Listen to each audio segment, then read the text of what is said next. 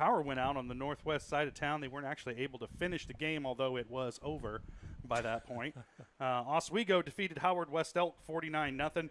Neodesha over Columbus 20-7. Eureka beats Humboldt 34-6. Wellington over Labette County 25-14, handing the Grizzlies their first loss of the season. The Emporia falls on the road to Topeka 13-12. Heartbreaker for Emporia, and not exactly a blowout for Topeka. Independence beats Coffeyville, speaking of blowouts, 38-0. And Southeast over Uniontown 40-18. Northeast at home defeats Central Burden 26-20. Jayhawk Lynn over Erie 42-6. Iola beats Anderson County 26-13. Parsons all over Baxter Springs 34-14. Riverton over Cherryvale 37-27. St. Paul at home defeats Colony Crest in an absolute shootout 72-54. 8-man. Yeah, that was nothing but offense in that game. 5 total tackles all night long. Galena defeats Fredonia West Elk 26-12. Taking a look around the area tonight, across the state of Kansas, about 160 games. Don't worry, I'm not reading them all. Some you might be interested in. Parsons at 2-2 is on the road at 3-1 Frontenac. Fort Scott at 1-3 takes on 3-1 Labette County. Independence at 2-2 is at 2-2 Chanute, so that might be a good one tonight. Erie at 0-4 travels to Southeast. They are 2-2. Prairie View at 3-1 is at 1-3 Humboldt. Central Christian Academy at 4-0 hosts 2-2 St. Paul. Colgan at 4-0 is on the road at Uniontown tonight. They are 2-2. Winless Fredonia is at 3-1 Neodesha. 3-1 Topeka is at 3-0 Washburn Rural. And, of course, the Dragons will play Topeka, I believe, the final game of the regular season this year. So that's one to keep your eye on if you're a Dragon fan. Caney Valley at 3-1 takes on 2-2 Cherryvale. Northeast at 2-2 is at 1-2 Sedan out there in the Chaco. And Iola at 1-3 travels to 2-2 Girard tonight. Riverton at 1-3 takes on area rival Galena. The Bulldogs 3-1. And winless Columbus is on the road at 2-2 Baxter Springs. Yeah. Those are the scores going on around the area tonight. But the one we care about the most, getting ready to take place here at Hutch Field, is the Purple Dragon Marching Band, cheerleaders, dance team, everybody out there. They've got Dragon Alley ready to go when the team takes the field.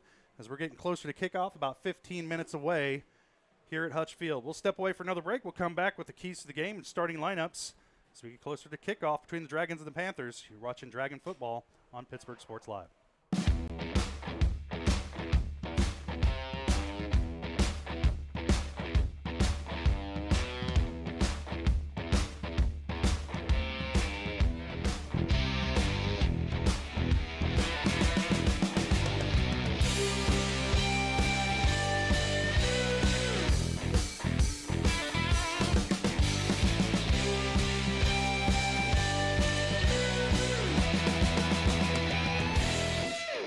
Nothing says luxury like a Lincoln. Take advantage of 0% financing for 66 months right now on the all-new Lincoln Navigator. Come see us today at Mike Carpino Family of Ford Lincoln Dealerships, Columbus, Parsons, Pittsburgh. When it comes to having your labs drawn, you have a choice of where to go. For 30 years, MagLab has focused on providing quality lab work that is accurate and timely. MagLab's walk-in service typically gets you in and out in under 5 minutes with same-day results. Locally owned and operated, MagLab takes most insurances, including Medicaid, and has historically had the lowest out-of-pocket prices. So when it comes to having labs drawn, don't be told where to go. Choose for yourself. Choose MagLab. It's The Rush. Every touchdown, basket, goal, or lap is filled with excitement. It's why we love the game. It's why we play the game. It's also why we bet on the game. The Rush is why we need a plan to bet responsibly and not lose more than we can afford. Problem sports gambling can ruin the love we have for sports. So know when enough is enough. Know when the game is playing you. Contact 1-800-GAMBLER for help today. Welcome back to Hutch Field, downtown Pittsburgh, Kansas, getting set for tonight's matchup between the Purple Dragons and the Paola Panthers. Both teams coming into tonight's game 2-2, and the Dragons coming off a 22-15 win over the Fort Scott Tigers in their home opener, the homecoming game last week. Tonight, a very different set of festivities, a more youthful feel out there on the field tonight. Yeah. As a lot of junior Dragons out there making a tunnel for. We got the lights on now. Yeah, that's right. We got everything. Lights. Wow. Windows. Running water. No, we don't. There's No, where's that? No, Not up here. Somewhere there's running water. You're right. Dragons getting set to take the field. And then there's going to be a pause, of course, for the national anthem. We'll probably step away for that and get our final break in before kickoff.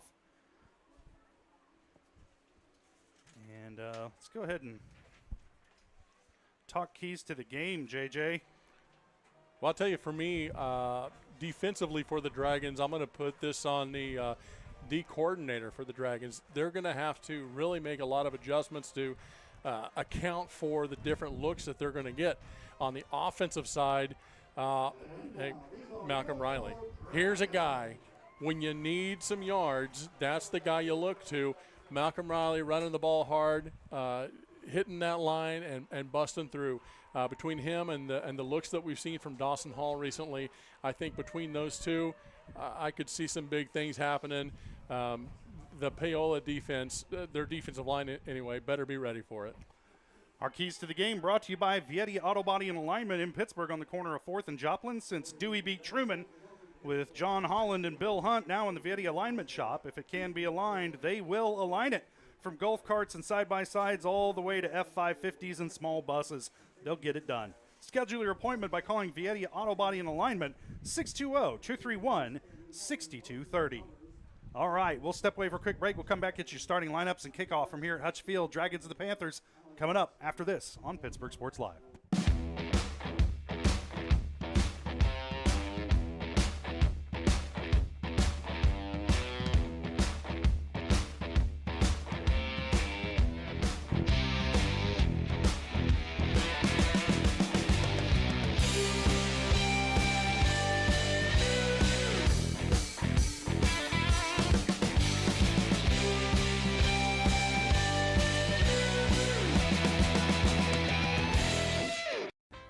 Chicken Annie's of Girard is something to crow about. Their family-style restaurant continues a Southeast Kansas tradition with their specialty fried chicken, plus famous homemade onion rings, chicken and noodles, and so much more. And of course, their delicious homemade pies. Dine in or carry out available. Chicken Annie's of Girard has the best value, flavor, and service in the area. Stop in soon or call for catering. 620-724-4090.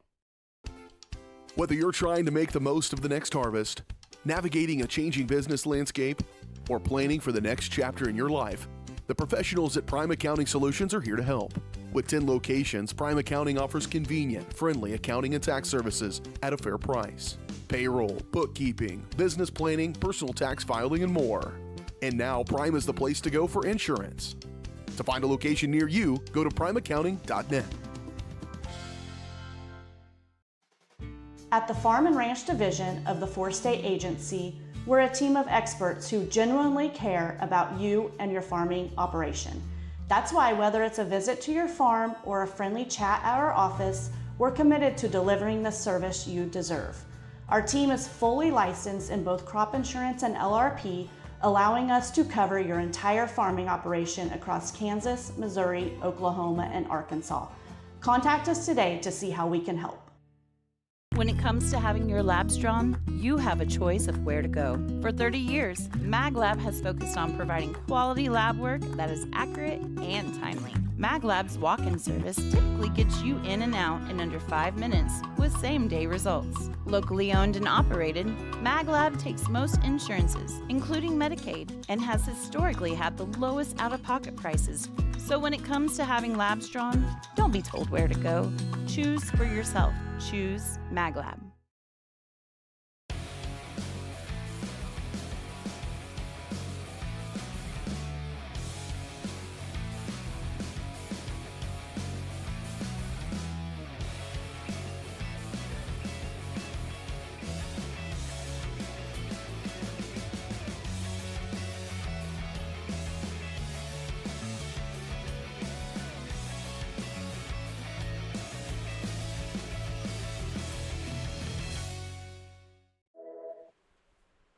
Welcome back to Hutch Field. About 9 minutes away from kickoff between the Purple Dragons and their guests tonight, the Paola Panthers.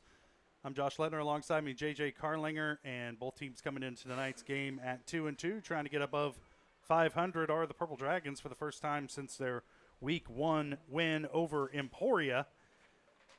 And I don't know, but gauging by the wind, I would say it's probably about time to start talking starting lineups. But first, I got to get it all together here.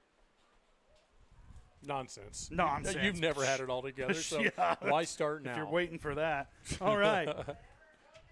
First tonight for the Paola Panthers, they'll start number 1 running back, 5'7" sophomore Bodie Shea. Number 3, 5'9" senior wide receiver Trace Metcalf. Number 5, a 6-foot senior wide receiver Sasha Pinchenko.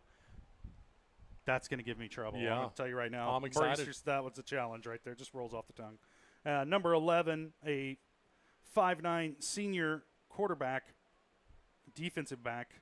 I'm sorry. Yeah, Brody Lotto. Number 12, their sophomore starting quarterback, Mason Stein. So Lotto must play a different position now offensively. He's 6'2", sophomore, comes in at 188. They'll start number 40, Lane Hoffine at tight end. He's a 6'6" senior, 190 pounds. And up on the line, number 52, 5'10" senior Garrett Graham. Number 54, a 6-foot freshman Caden Hendrickson. And number 57, a 6-foot, 245-pound junior Jackson Troutman. Number 65, a 5'11", 250-pound senior Carson Martin. And number 66, a 6'4", 285-pound senior Luke Anderson. For the Dragons, as they're out there, I hope you're watching this coin toss. I'm reading names off a sheet of paper. I have no idea what's going on in the real world right now. Okay. For the Pittsburgh Dragons, their normal starting 11 up front, senior Danny Durden, senior Cortland Jones Jr., sophomore Landon Profit, junior Jamarcus Davis gets the start tonight at quarterback, 5'10", 170-pound junior. Corday Haynes, 5'9", junior wide receiver DeMarcus Partee will get the start as well tonight, a 6'2" senior. Mason Derringer, 5'8", senior running back will get the start as well as kind of a wing back tonight. Malachi Meadows on the outside, number 21, a 5'10", senior. And Malcolm Riley at the tailback spot tonight, 6 foot, 195-pound senior, and he's the workhorse in that backfield for the Dragons. Up front, Henspeeder, Patterson, J.C. Patterson, Jesse Patterson, and Parker Penamani will get the start up front tonight for the Dragons. What happened? Well, okay, it looks like Paola won the toss. They've elected to defer to the second half. Dragons are going to receive the opening half kickoff. So looking at Paola's games earlier on this year, they've had their stretches as well, just like the Dragons, where they've struggled to score some points. Sure. But when they do come for this team, they come in bunches, and usually you can tell pretty early on if it's going to click or not. And it'll be interesting to see, like I told you before the game, watching the film, the teams that are able to get penetration really stymie these guys, and the teams that they can block up don't. And so it's going to be a key tonight for the Dragons to win that battle in the trenches. Talking to some of the players earlier, they feel like if they can win the first half, that the second half they feel even more confident. They feel confident as is, but they feel like they put out a good performance in the first half, that the second half should just kind of roll into it and they can build upon it. So let's see how that goes for them. We can hope it goes swimmingly. Yes. Beautiful night for football here in southeast Kansas. As we mentioned earlier, it's going to be right about 80 degrees tonight here for kickoff. And it will cool off about 5 to 10 degrees over the course of the game tonight. And both of these teams have been used to playing in these kind of hot, muggy conditions to start the season. It's nothing out of the ordinary for eastern Kansas this time of year. And we were joking around earlier, first day of fall, it's 85 degrees. And the first day of spring, there's snow on the ground. So it's perfectly normal for this as you part said, of the world. The banana belt. Yeah. We are in the tropical banana belt of Kansas. That's right. Well, you know, when you watch the weather, it's always like 35 degrees colder out in Goodland than it is in Pittsburgh. And I'm glad I live in this corner, I'll tell you that. Yeah, I'll take this. Yeah. So both teams getting their last second instructions before the kickoff. Clock still showing about 4 minutes. Do we got a break to do still? Okay, we'll just keep it right here because everybody loves listening to us.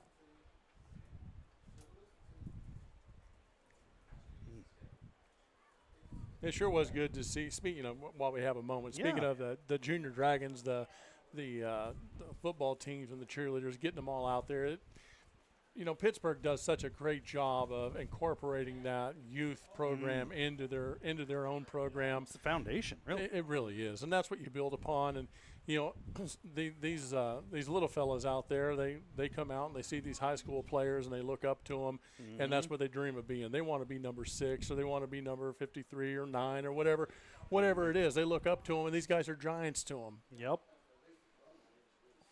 And you get kids interested in football at a young age, and they start that learning process early. And by the time they're seeing a lot of the same plays all the way through. Yeah. They know to make the same blocks all the way through.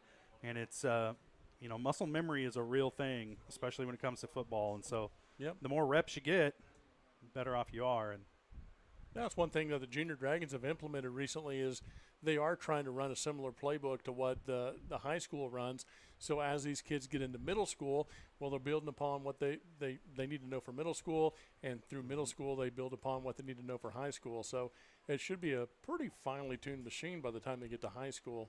And it just started bearing fruit just a few years ago when Coach Nicholson was here. Yeah.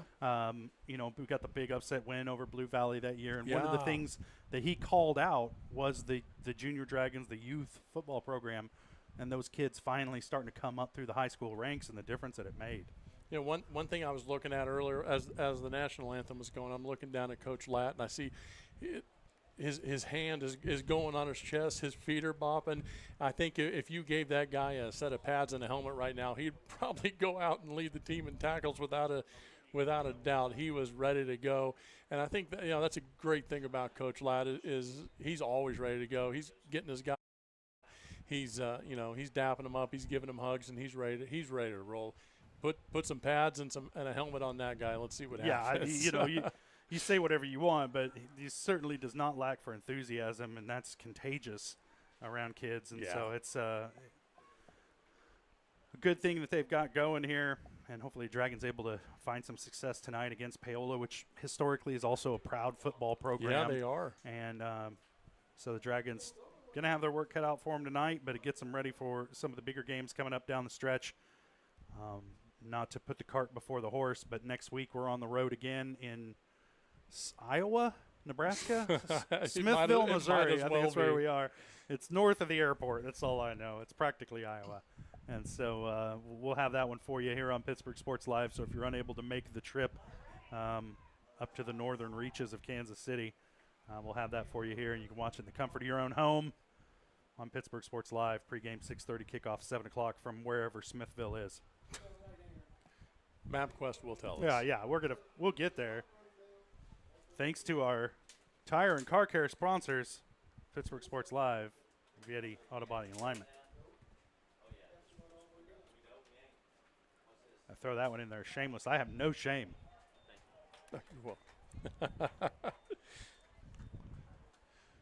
No, that's I think that's what everyone says about you is there's a guy with no Look scruples at that guy. whatsoever. That's right. He's Hey, our shameless. opening kickoff is brought to you by B&B Excavating. The numbers don't lie. Dirt's heavy and rocks are heavier. So trust the guys at B&B Excavating to move what needs moving.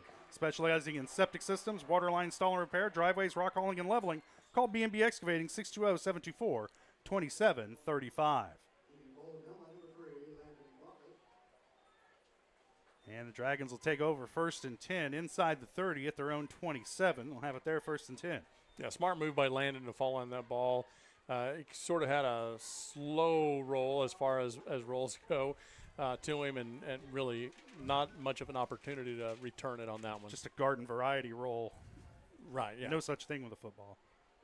No. Ooh, that dial-it-down's sharp over there. Look at that thing. Crystal clear. Even I can see it. Davis under center. And he's going to keep off of that left side, and he had some pretty good yardage there on first down across the 35. I think they're going to mark him out right at the 35. A great first play for the Dragons, coming out and picking up some yards like that. Build upon that. That's exactly what you're wanting to do as an offense. Pick up about 7 on the play. Brings up 2nd down and 3 from the 35.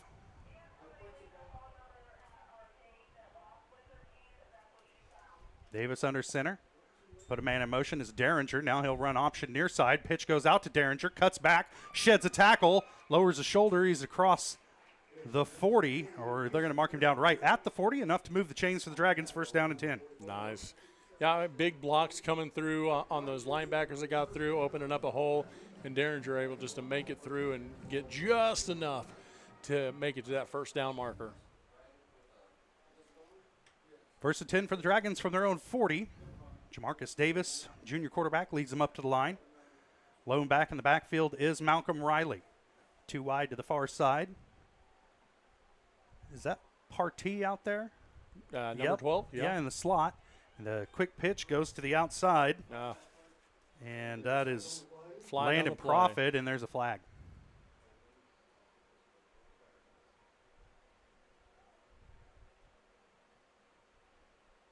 We'll see. Looks like it's going to be against the Dragons. It is holding on Pittsburgh. That'll back them up 10.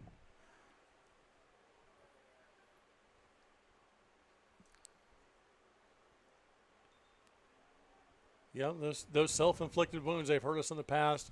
You're going to get some no matter what. I mean, just there's holding on every play at some point, so you want to minimize what you get. You just got to be slick about it. Oh, yeah. So first and must have been a spot foul is what they're saying.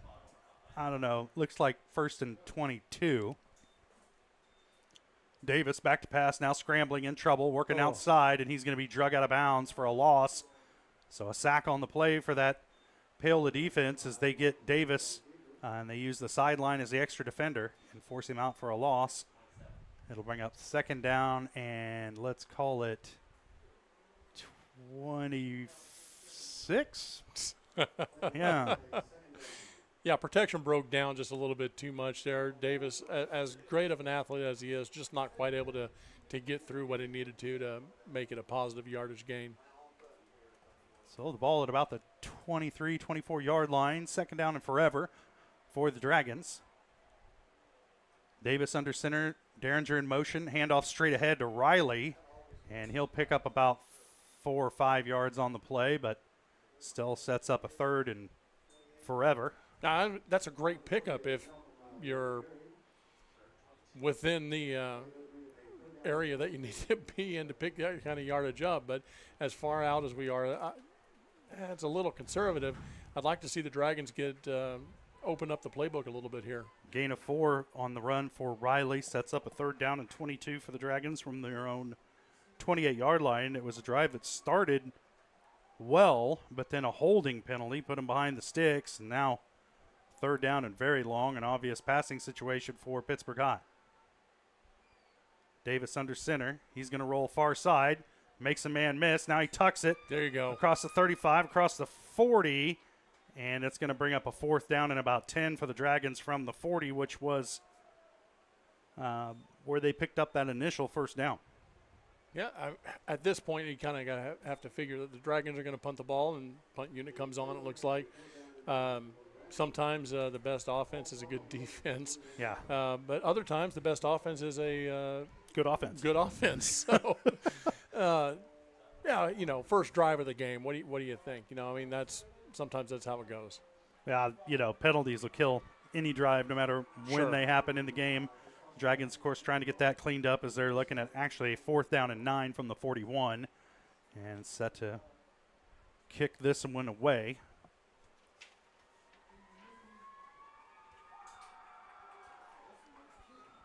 Good kick. Ooh. Fielded cleanly by Landon Murdoch, and he carries it out to about the 31, and that's where Paola will have it 1st and 10. Yeah, Murdoch actually did a great job of adjusting that. It looked like the ball was going to go a little further his way, and it came up short. He's able to adjust and catch it cleanly. good job on him. Yeah, he caught it out in front of him, too, and that's dangerous. And low. With his hands. And sometimes you get in trouble doing that. But he was able to haul it in and preserve the possession for Paola. Now they have it 1st and 10, 4 wide in this set. Stein in the gun with Shea in the backfield with him.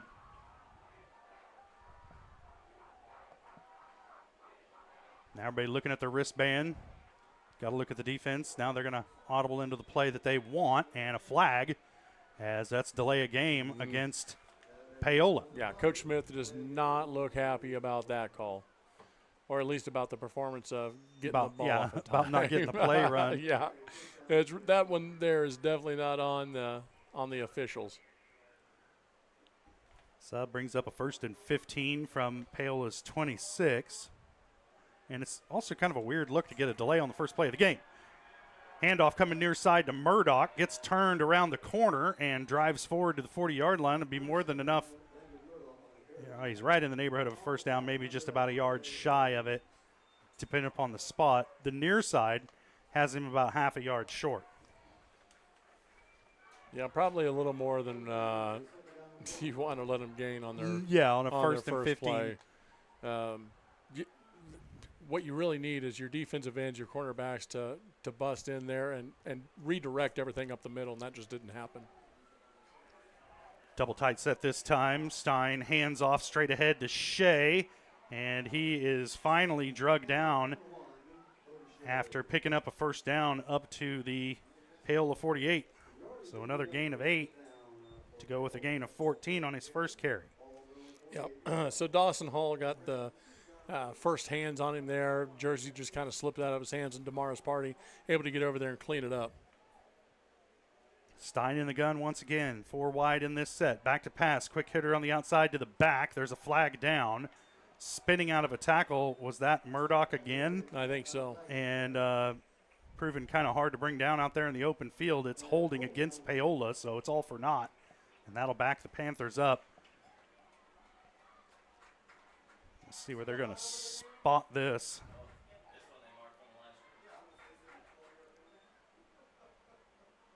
Okay. And it's back to the 38. So a 10-yard penalty straight up that time.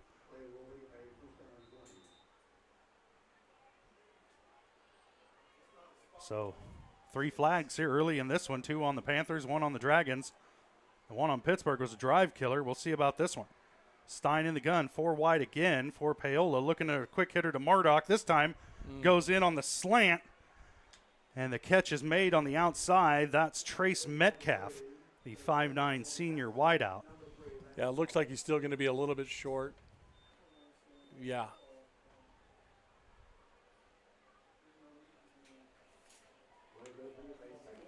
I mean, gain of 17, though. Yeah. Way to open up the playbook. There we go. There baby. we go. Good penetration by the Dragons by Parker Pinamani. And Parker just busted right through, blew that play up almost at the mesh point with the quarterback in the back. And that's exactly what that Dragon defense needs. It brings up a 3rd down and 6. Parker can do that on any play. He's got the talent. He's definitely got the energy to do it. I was so happy to see that. Oh, now we moved a little early. And offsides against the Dragons. And that's going to make it a 3rd down and 1 now. And that's, talk about the penalties. Yeah. It looks like maybe just a little less than 1 even.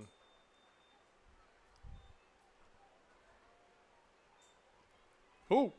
And good penetration again that time by that Dragon defensive front, but they're going to get enough to move the sticks as Stein carried himself, picked up enough for the 1st down. Yeah, 56, Alex Henspeter. If you saw him shoot in there all of a sudden and try to make that stop, what a great job by him, but just a little bit too late. Oh, 1st down and 10 from about the 45. High snap. Stein handles it. And again, Dragons getting beat by the slant in. And again, that was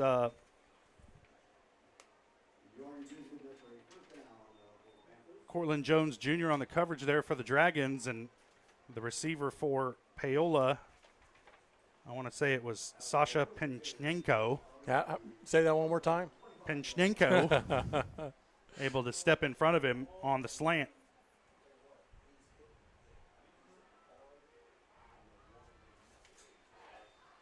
Now a run near side. Oh, this no. is Shea. It was Murdoch. Gets around the corner, and he's going to be down to about the 10. And disturbingly, JJ, this is the first time this season I've seen a team that's been able to beat the Dragons to the corner. Yeah. And get around as easy as Paola has on a couple of occasions tonight. Yeah, they seem to match up with us speed-wise very well, which is disturbing.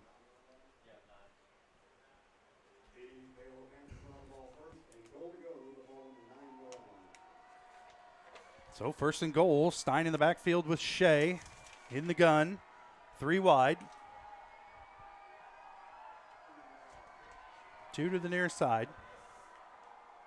Again, looks at the wristband, and here we go. Stein back to pass, looking, slings it out low. It's caught at about the 9-yard line, they're going to say. Incomplete. There It'll we bring go. up second down and goal from the 9. Yeah, I know we have sort of an elevated and far away position, but it looked like it hit the ground to me. So it looks like the referees agree, and we'll let that slide. Good job. Good job, referees, on that.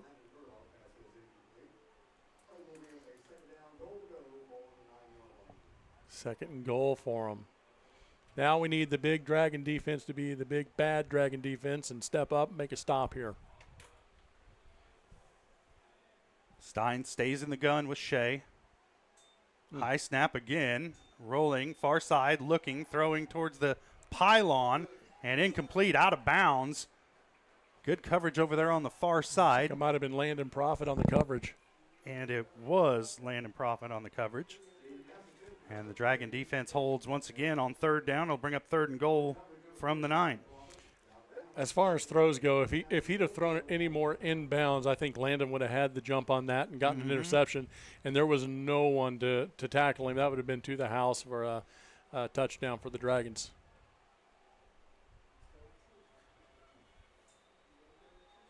And a timeout. Paola wants to talk it over. 6:08 to play first quarter. We are scoreless here in Pittsburgh. We'll take a quick break, and we'll be back. You're watching Pittsburgh High School football on Pittsburgh Sports Live. At Girard Medical Center, our physical and occupational therapy department is dedicated to helping you bounce back stronger. Whether you're recovering from an injury, surgery, or just want to move better every day. From student athletes to seniors, we provide personalized care and expert support right here at home. To learn more about our therapy department and our other services, visit GirardMedicalCenter.com, a proud supporter of the Girard Trojans and your hometown team for health and healing. Rooted in rural, focused on you.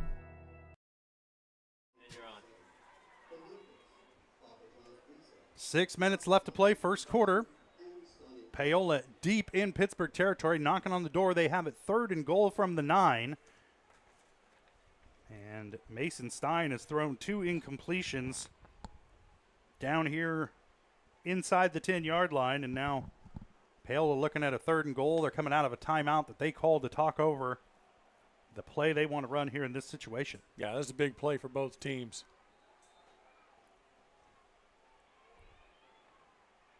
Stein in the gun again. Man, these snaps are wily for Yes, him. they are. Lobs this one to the corner, and there's a flag as the feet got tangled up between the intended receiver and the Dragon defender. I think they're going to whistle Danny Durden with pass interference on that one, and they just were both looking for the ball, and their feet got tangled up, and a guy went down. The official threw the flag, and now a new set of downs for Paola. That's the worst part of the whole thing. Yeah, It's going to move them half the distance and give them a new set of downs. Yeah, with the way as fast and as aggressive that this offense has been, boy, the Dragons are really going to have to stay tough in this and make another big stop. Yep. Now an I formation in the backfield behind Stein as they bring a little more beef into the game with the fullback. They're going to go play action. Stein rolling out, throws almost a no-look pass. And they're going to say it was caught at, one official's at the 1, one's at the 4. And they're going to place the ball at the 4-yard line just inside the 5. Well, we'll take that. And it will bring up, no, this isn't fourth down. This should be second down, correct? That wasn't an automatic first down when they got the pass interference? And if I'm Paola's coaches, I'm beside myself right now wondering why it's 4th down. Yeah, and if I'm Coach Ladd, I'm staying completely silent. Yeah, completely quiet. Yeah, I'll just blend into the bushes. This is how it goes. Yeah. Oh, there we go. There we go. Yeah, you don't typically see that kind of call get made without it being an automatic first down. So seeing that dial it down show 4 on it, a little surprising to us.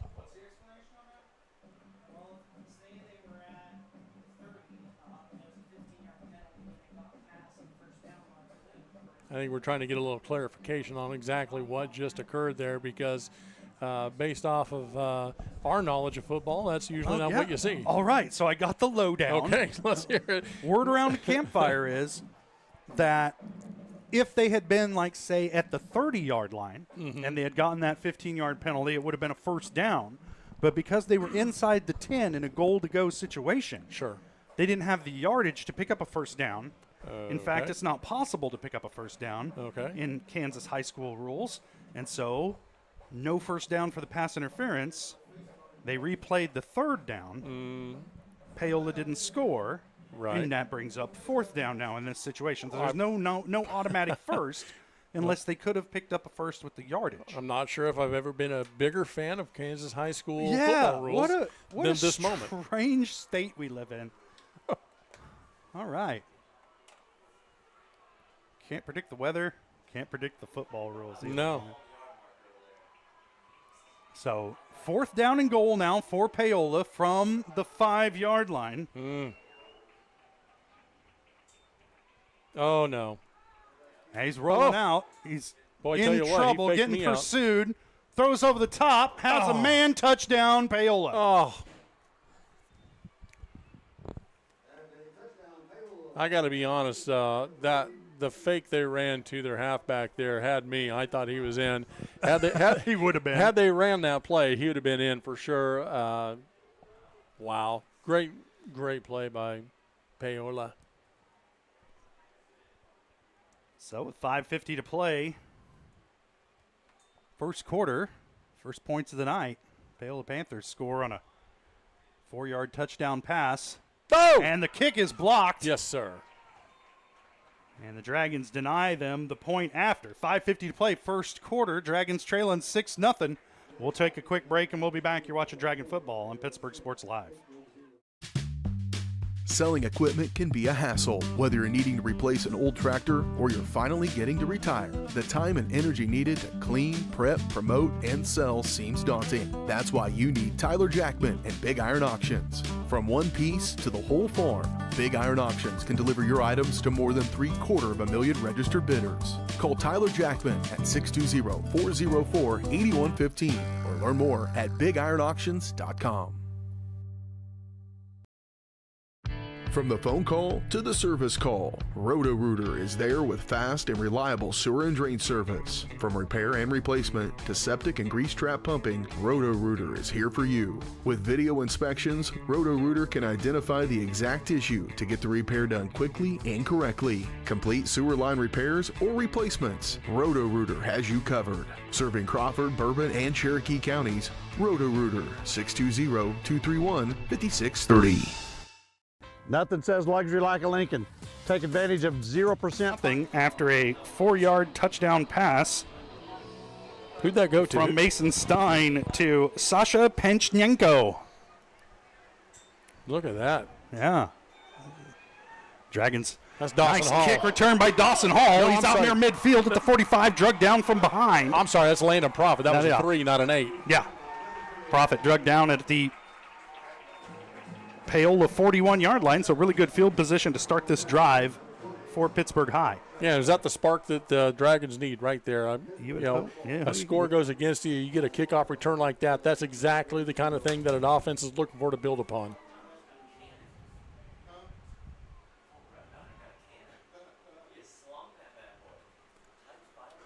So the Dragons in positive territory here to start this drive. They're going to mark it at the 42, 1st and 10 for Pittsburgh High. Davis under center. They'll put Derringer in motion, handoff straight ahead to Riley as he tries to squeeze between a couple of blockers, and he'll have about 3 yards up to the 39 on first down. It'll set up a second down and 7. You know, that's the kind of play that the Dragons are looking for. You want to soften that defense up a little bit, keep running up the middle, get them a little bit tired, make them expect that that's what you're going to keep doing. Then all of a sudden you go to the outside, you pop one over with a pass, and boom, you got a touchdown. I like the way you think, buddy. Boom goes the dynamite. That's right. As we all know. As everyone. Davis calling out the protection. Now up under center. Profit in motion. The handoff straight ahead to Riley. And again, he'll have about 4, maybe 5 yards up to the 35-yard line. It'll bring up a third down and about 3. You know, and those of you watching at home, that's exactly what you want to do as this type of offense is wear them down a little bit. So 4 or 5 yards, if you can get that per carry, you're doing exactly what you want to do. So don't think just because we're not scoring a touchdown every time that it's not working. So far, this is working. Call it a gain of 4 for Riley. Big third down and 3 for the Dragons. Davis communicating with Riley in the backfield behind him, getting the shake off. Nope. They'll put Profit in motion again to Riley straight ahead. No, Davis keeps. And off of that left side, and he'll have enough for a Dragon first down up to the 27. Yeah, I think we underestimated the sneakiness a little bit there. Look at that. Sneaky guy. Yeah. Honestly, though, I think even if they would have given it to Riley at that point, we probably would have had the first down, but a little extra never hurt nobody. That's what I say on Thanksgiving anyway. Yep, that's right. It's true of many things. Could always go for a little extra. Oh, yeah. Now I'm hungry for turkey. Yeah. Oof. It's nothing. There's not enough. There's got to be a chill in the air when everything turns pumpkin spice. Fake the hand. No, they gave it to Riley. I thought it was a fake, but Riley able to push ahead off of that, again, off the left side of that line, and another gain of about 5 on first down. Great game. First down, you start off with a 5-yard gain. Hey, I'll take that every time. Partee just checked in.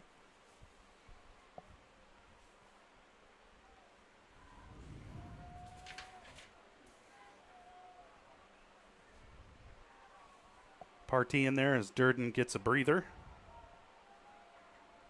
Riley still in the backfield behind Davis.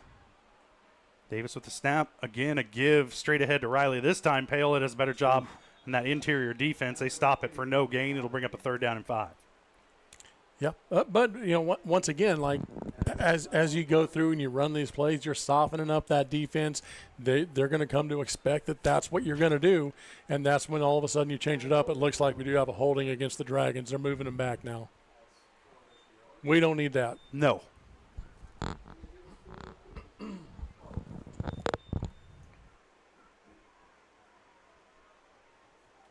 Well, we went from second and super manageable to second and long in a blink of an eye.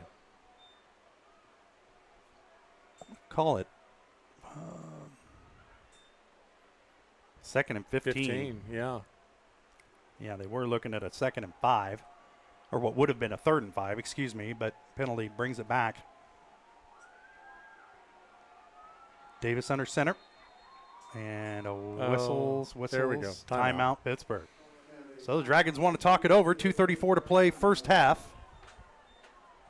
I'm sorry, first quarter. Pittsburgh High leading at 6-0. Or I'm sorry, trailing at 6-0. I'll get my stuff together at some point tonight.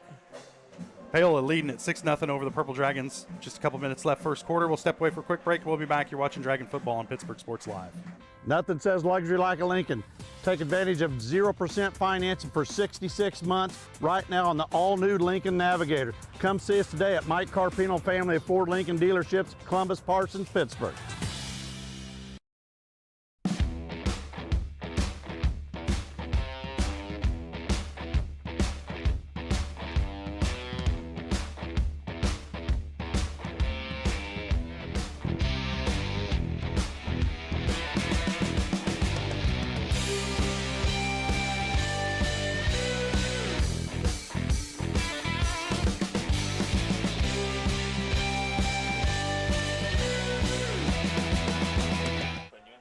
Dragons trailing it by 6, looking at a second down and long. Durden in motion. He'll get the toss near side. Turns the corner. Has some blockers out across the 25 to about the 24-yard line. And it will set up a 3rd down and about, let's call it 7.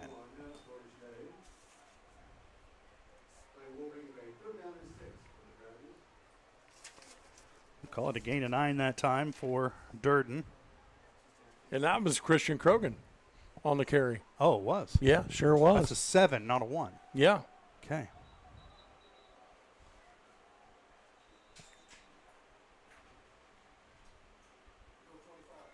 Third down and 6 from call about the 23. The officials talking something over. Point of parliamentary procedure. Yeah, or talking about what chicken place you're going to go to later, maybe. Do we need a 2/3 majority for this amendment?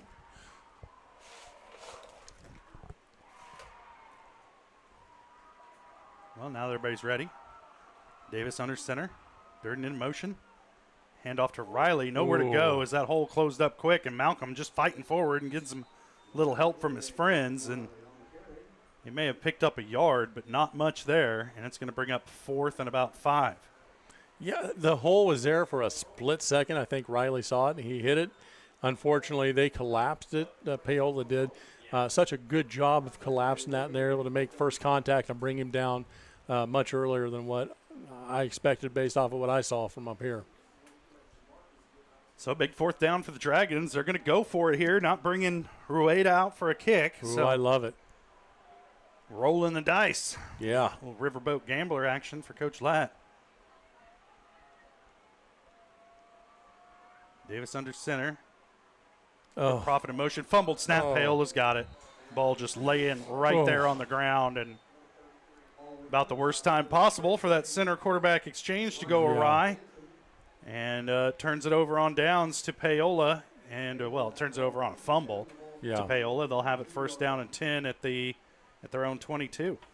Yeah, as late, great Kenny Rogers once said, you got to know when to hold them and know when to fold them, and that was not the time to fold them. Well, it's never a time to fumble them, that's for sure.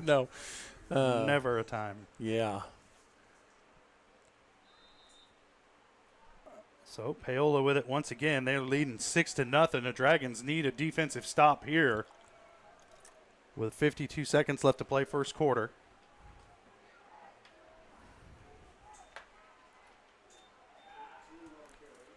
Good job. And, nice defense. Yeah, Partey. In that play, not much running room for Blake Kostlow. Yeah, Kostlow had an opportunity. It looked like he might have broke it open. Partey was able to maintain his gap there, and once he saw the play was coming his way, get a hold of him and bring him down. 2nd down to 9.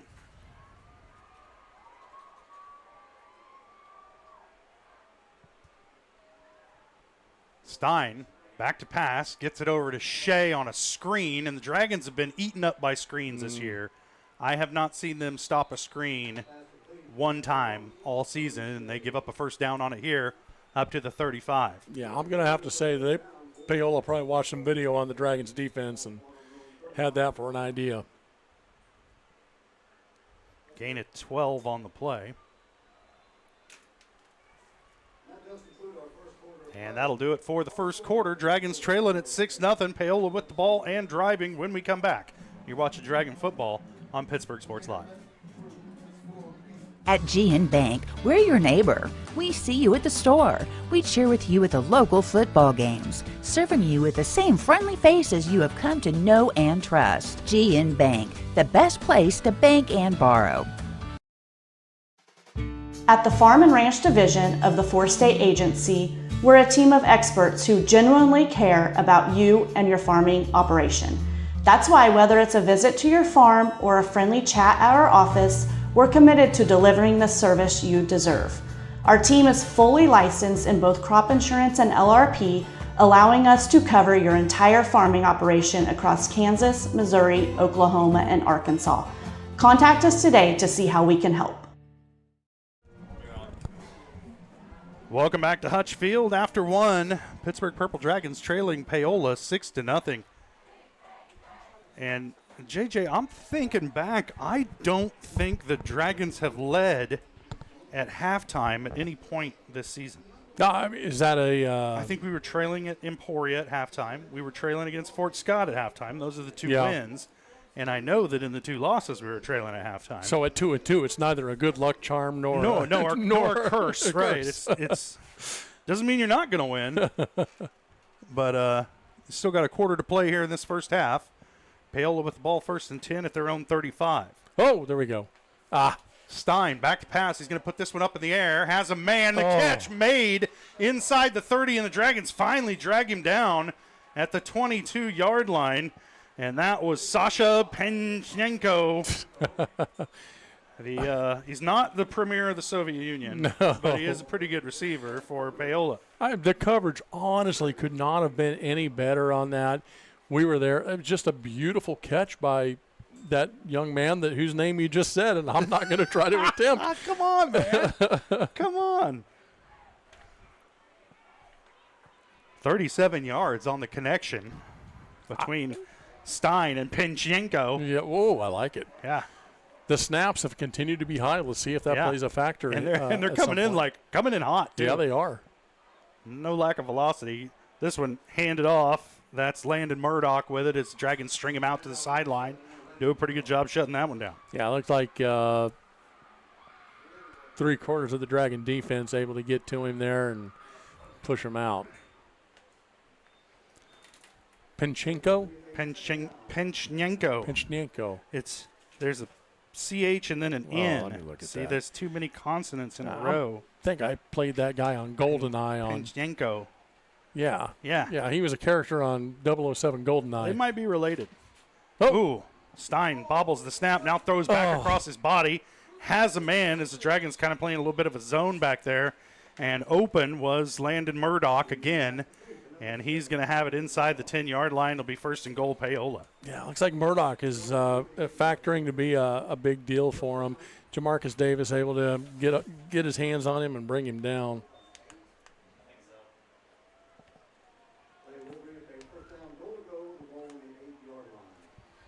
Gain of 16 on that play. I have to pull my blind up here so I can see. Or not. I'll just lean forward. And another run up the gut. That one's Shea, and he's in for a touchdown.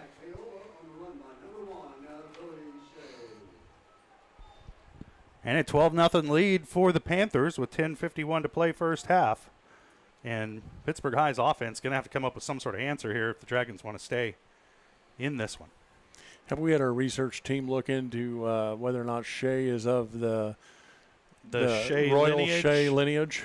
The Josh and the Brian storied Shea lineage? We have not. We'll get on that. Somebody get a hold of Josh and we'll ask him.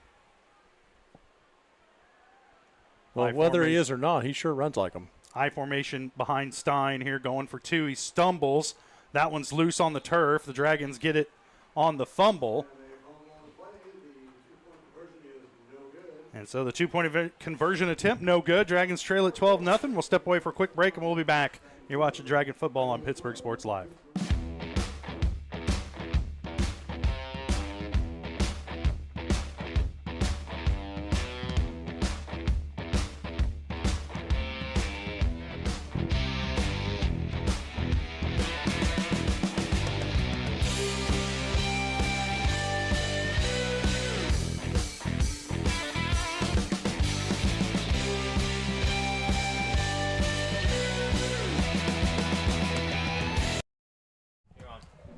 Paola Panthers leading at 12-0 after an 8-yard touchdown run by Bodie Shea to give the Panthers a 12-0 lead. 10:51 to play first half. Dragons trying to get something going offensively. They've been able to pick up a couple of first downs here and there, but unable to sustain anything long enough to put any points up on the board.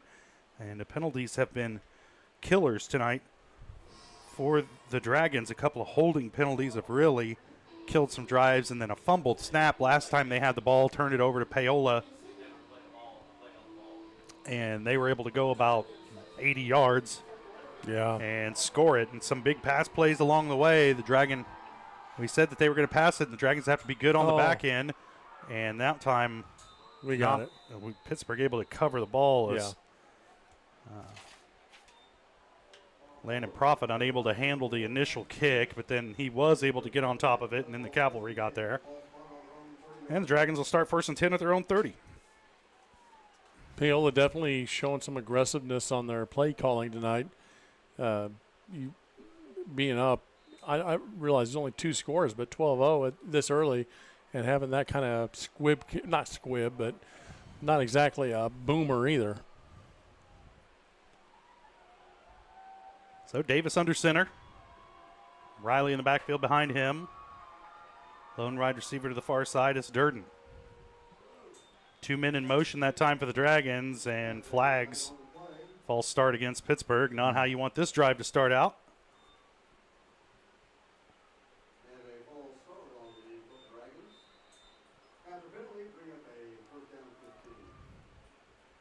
It seems to be a running theme that we discuss week in and week out, the number of penalties that go against us.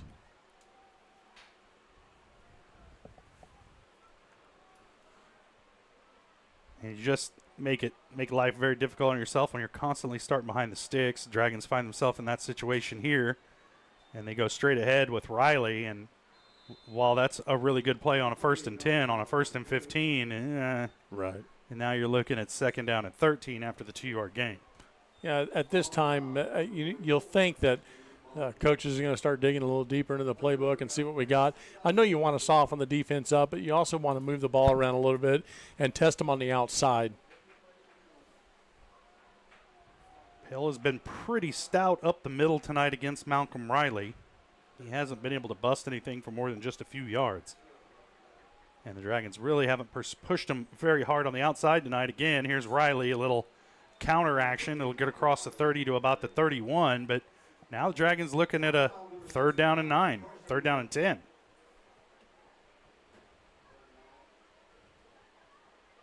And this obviously, I think the down and distance, flag. And now a flag. And an unsportsmanlike conduct penalty against Paola. And that's going to give the Dragons a 1st down and some new life on this drive. So we'll take it. Paola with some self-inflicted wounds. And, of course, the Dragons take advantage of that and see if they can keep it going after the Panthers give them a little wind in the sails. Yeah, sometimes it's that little spark that makes everything go your way. Big 15-yarder.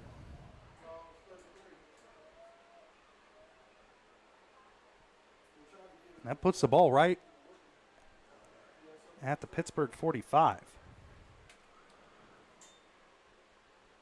Riley straight ahead, able to fight forward for about a yard, and pretty stout in there. And like you said, because the Dragons haven't really been pressuring the outside of that defense too much, Paola able to put 8-9 men in the box and just stall out Malcolm Riley. And until the Dragons force them to play the entire field, they're going to be able to do that. Yeah, you have to figure at some point the Dragons are going to test that outside and see what happens. I don't think Paola's not necessarily known for their stoutness up the middle like that, but they're showing it tonight. 2nd down and 9 from the 46 for the Dragons. Davis under center, 2 wide to the near side. Profit in motion, gets the pitch a little on the high side. Here they are attacking the edge. Profit able to get across midfield and fight forward into Paola territory to about the 48. Call it the 49. And that'll bring up a 3rd down and about 4. That was a good game by Landon Profit. And it looks like we do have a flag out there. And it's going to be against the Dragons.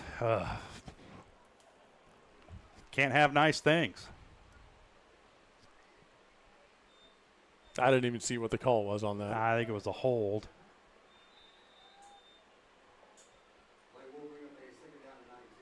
Tough call no matter what, because it brings the Dragons back to a 2nd and 19.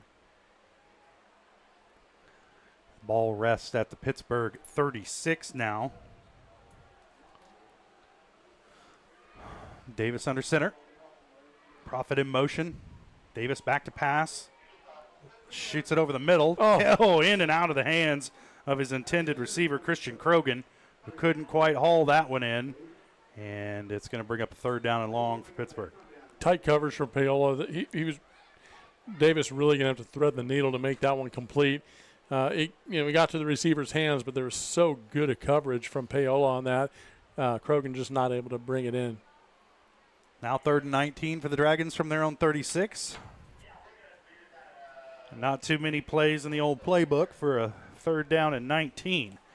But if the Dragons can get close, right inside Paola territory, they might be 4-down territory.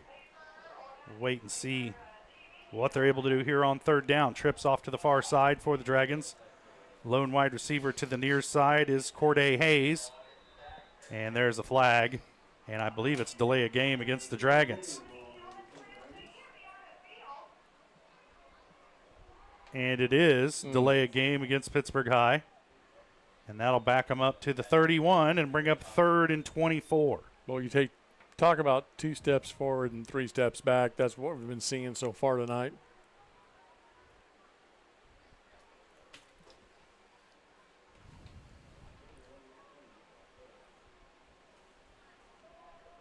So Dragons need to reach the Fiska station out on the state line for a 1st down. And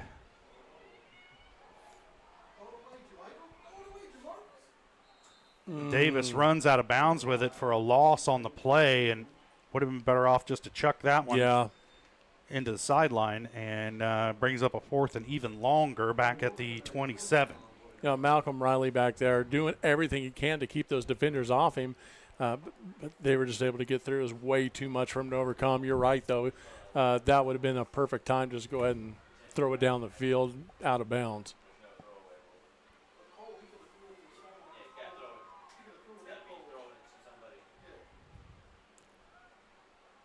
So Dragons set to punt it away here on 4th and forever. High snap. The punt is away. A low knuckling, corkscrewing punt. It's going to hit and take a short drag and roll to about the 36 of Paola, where the Dragons will down it. It'll be 1st and 10 Panthers from there.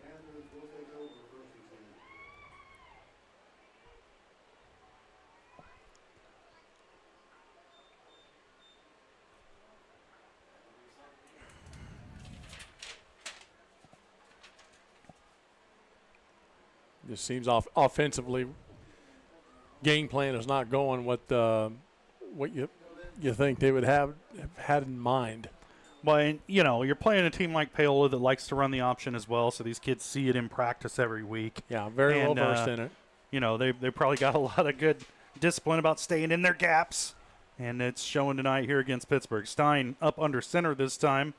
Shea in the backfield behind him. Here's the snap. Quick pitch to the far side to Shea. Gets around the corner into that Dragon backfield. He's going to have enough for a 1st down across the 45 to the 46. And once again, Paola able to get around the corner. Yeah, take note. That's exactly how you want your option game to work, how you want to hit the outside. Great job by Paola. A gain of 11 on the play. 1st and 10 from the Panther 47. 8 minutes left to play, 1st half. Dragons trailing 12-0. As the play coming in from the sideline for Paola, I think.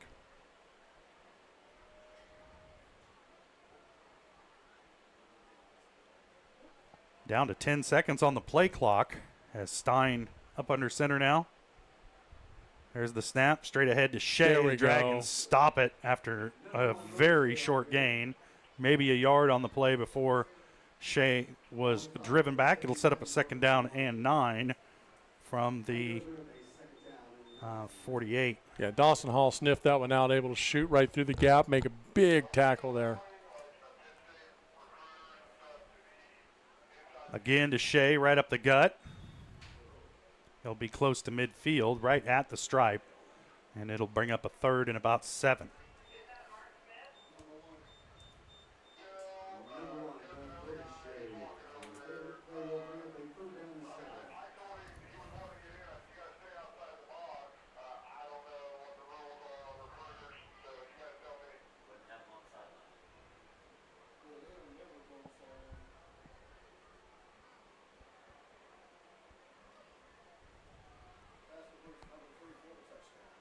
Third down and 7. Stein in the gun.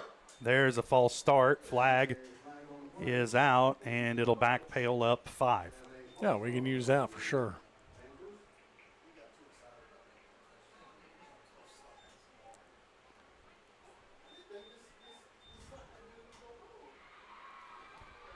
Back them up to the 45, bring up a 3rd down and 12 from there. Now the back end of this Dragon defense going to need to stop a pass play. They really haven't done it yet tonight. Stein back to pass. Going over the middle, wide open. Has his man, that's Blake Costlow. And he's all the way down inside the 15 to about the, well, they're going to mark him right at the 15-yard line. Yeah, Danny Durden definitely saved us a touchdown there. Going to need everyone to step up to keep him out of the end zone at this point. 30-yard pass and catch between Stein and Costlow. 1st and 10 for Paola at the Pittsburgh 15. Stein in the gun, 3 wide receivers to the near side.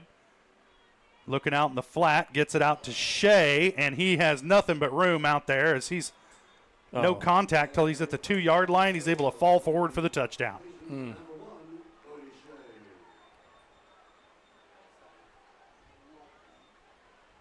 So 15-yard touchdown pass from Stein to Shea gives Paola the 18-0 lead here with 6:05 to play. First half. Yeah, 18 is 18 or 19 if they make this here. Not insurmountable. We've seen bigger comebacks, but it's getting steeper. It is. High snap on the point after the kick is up, and it is good. So 19-0 lead for Paola. 6:05 to play first half. We'll take a quick break and we'll be back. You're watching Dragon Football on Pittsburgh Sports Live. It's the rush. Every touchdown, basket, goal, or lap is filled with excitement. It's why we love the game. It's why we play the game. It's also why we bet on the game. The rush is why we need a plan to bet responsibly and not lose more than we can afford. Problem sports gambling can ruin the love we have for sports. So know when enough is enough. Know when the game is playing you. Contact 1-800-GAMBLER for help today. Today we're going to do an experiment to see just how fast Crawlcan's multi-gig internet is. In your email, you'll find 2 links. When I say go, click on the first link to download the 500 gigabyte test file. Go! Okay, now when I say go, click on the second link in your email to upload the file. Go! I guess it really does eclipse all other internet. Release the Crawcan. Monstrous multi-gig speeds for a low, no-nonsense price. At 6:05 to play first half. Paola Panthers leading the Pittsburgh Purple Dragons 19-0. And a short kickoff fielded by Landon Profit at the 40 out to the 45, and it's good field position to start out for the Dragons, but they've had that a few times tonight and haven't been able to get things going offensively. We'll see what they've come up with over on the sidelines since last they possessed the ball. 6:02 to play first half. Dragons with it, 1st and 10 at their own 44.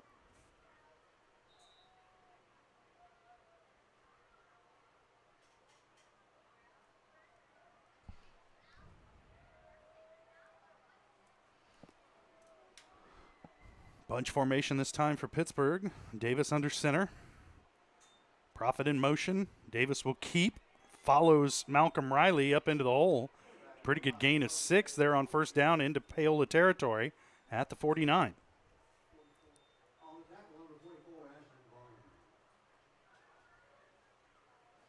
Gain of 7 on first down brings up a 2nd down and 3. Just inside the Paola side of the field. Clock running down around 5.5 to play first half. Plenty of time for the Dragons. They do need to get a score here on this possession, as Paola will have the ball to start the second half.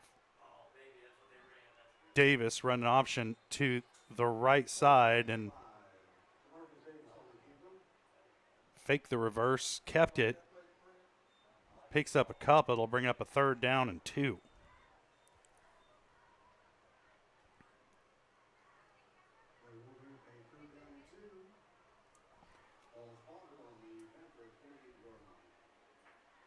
Ball's at the 48.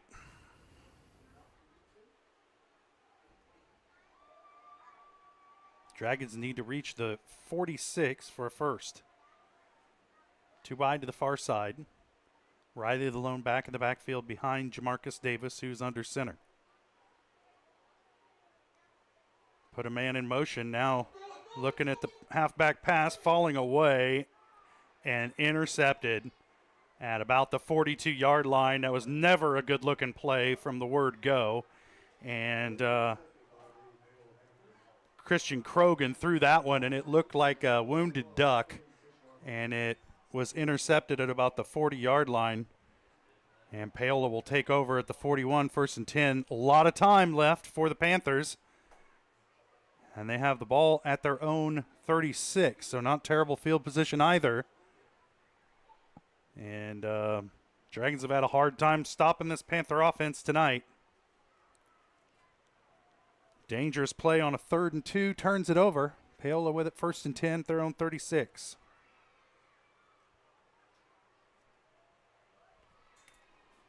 Stein hands off to Shea, straight ahead, makes a man miss, sheds a tackle out across the 40 to about the 44-yard line. He'll be close to a 1st down, a gain of 8 on 1st down.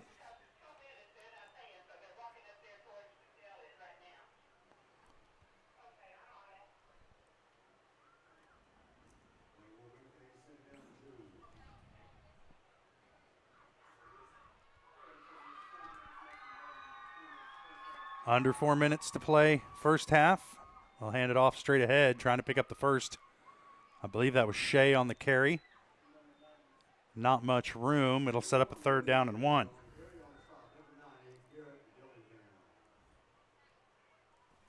Ball rests the nose of the ball just at the Paola 45. They need the 46 for the 1st down. Stein under center. There's movement on the line for Paola. There's the flag. And that's going to back the Panthers up 5. All the way back to their 40 and set up a 3rd down and 6.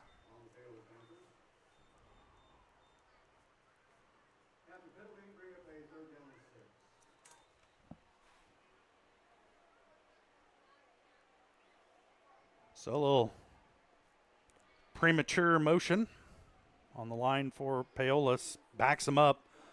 And a more difficult 3rd and 6 now for the Panthers. Pittsburgh trying desperately to get Paola off the field and give their offense another shot before the half. Stein in the gun, 4 wide, back to pass, being pressured, now rolling far side, looking downfield, lobs it up, and it's off the hands and incomplete. And I'm looking to see the number of the intended receiver. I believe it was Sasha Penchenko. And he just couldn't haul it in. Pretty good defense that time by the Dragons. And just kind of a pass that floated up the air. 4th down and long now for Paola. They're set to punt it away. Jamarcus Davis back to return for the Dragons. Now a little confusion with the sideline. Davis going to stay out there. He counts heads. And Pittsburgh's going to have to burn a timeout. It's a personnel issue on the punt return. I think they had 12 guys out on the field. And so Coach Latimer burns a timeout to preserve the yardage for the Dragons. Keep Paola from going for it on 4th down. 2:58 to play, first half. We'll step away for a quick break, and we'll be back. You're watching Dragon Football on Pittsburgh Sports Live. At GN Bank, we're your neighbor. We see you at the store.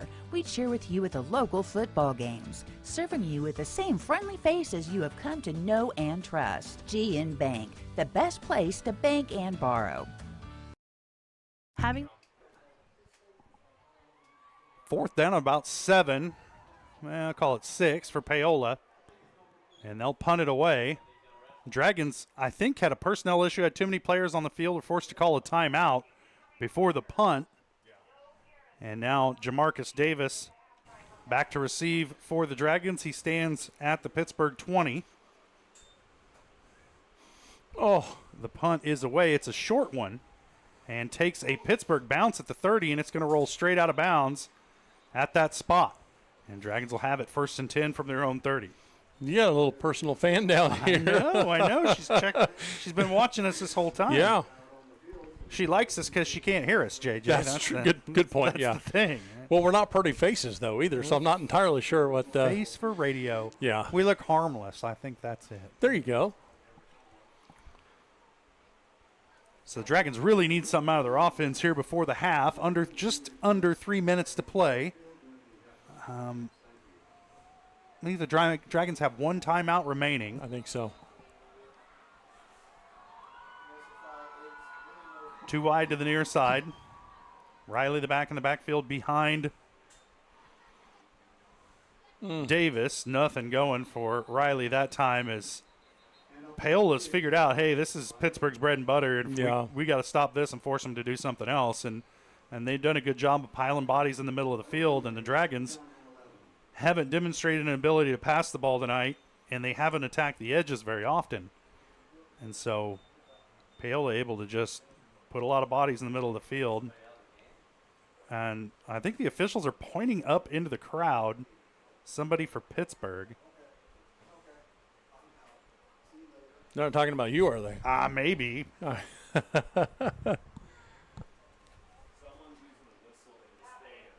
Somebody in the stands has a whistle, I think, is what we're... Less whistle, more cowbell. Yeah, we don't need that. That's what we need. Now...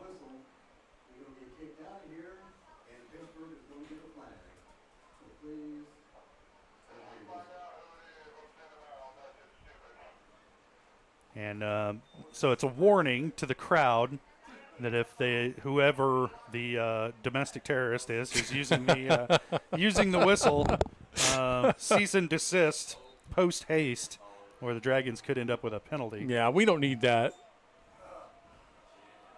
Yeah, and every administrator in this building is now scanning the crowd to find out who the culprit is. Davis back to pass, kicks it out to Riley, nowhere to go. And that's one where you kind of want to lead him, and he threw it behind him, and Riley had to come to a complete stop to make that catch. And then he was like meat on the side of a boat once he caught that thing. And Paola just swarmed in, and now the Dragons looking at 3rd and forever from their own 23. Yeah, Davis had an opportunity. If he had hit him on the outside shoulder, Riley could have caught that on the run and probably gained some positive yardage. The pass came up a little short. He catches it on his back shoulder. And then we get what we got. We'll call it 3rd and 16 for the Dragons from their own 23. 3rd and 17, more like it. There's a snap. Davis running on the far side. Whoa, dangerous pitch. It ends up at Derringer. He breaks a tackle out across the 30 to the 32. That would have been a good on 1st down, but on 3rd and 17, doesn't quite get the job done. And the Dragons are in a punting situation here at the 32, looking at a 4th and 8. Yeah, just over a minute and a half left. We really needed the Dragons offense to come up and get a score. And it looks like Paola's going to call a timeout and stop the clock. But we definitely could have used a big score going in at halftime and putting something up on that board other than a 0. Makes it, not a mathematician, but it makes it much more manageable when you don't have 0 versus 19. So it's 4th and 8. They've got the ball marked at about the 32. The Dragons will be punting from there. They used their final timeout. They cannot be thinking about going for this, you wouldn't think.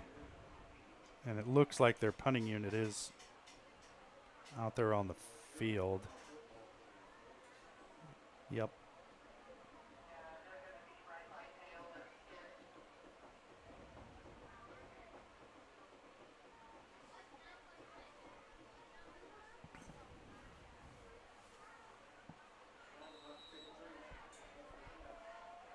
So 4th down and 8 for the Dragons. They'll punt it away,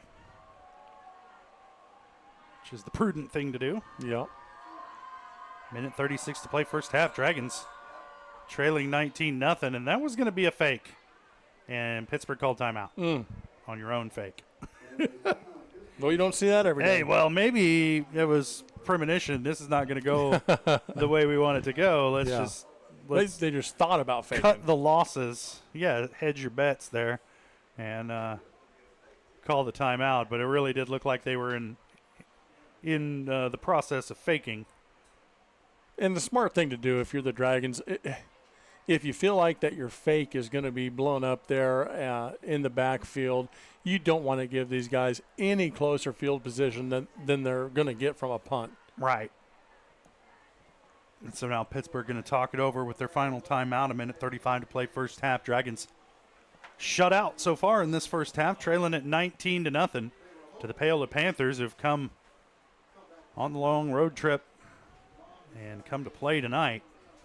How far away is that? Gosh, it's as the crow flies. Rocks, I don't know. It's a rock solid hour and a half in a car, though. I've never flown a crow, so I'm not familiar.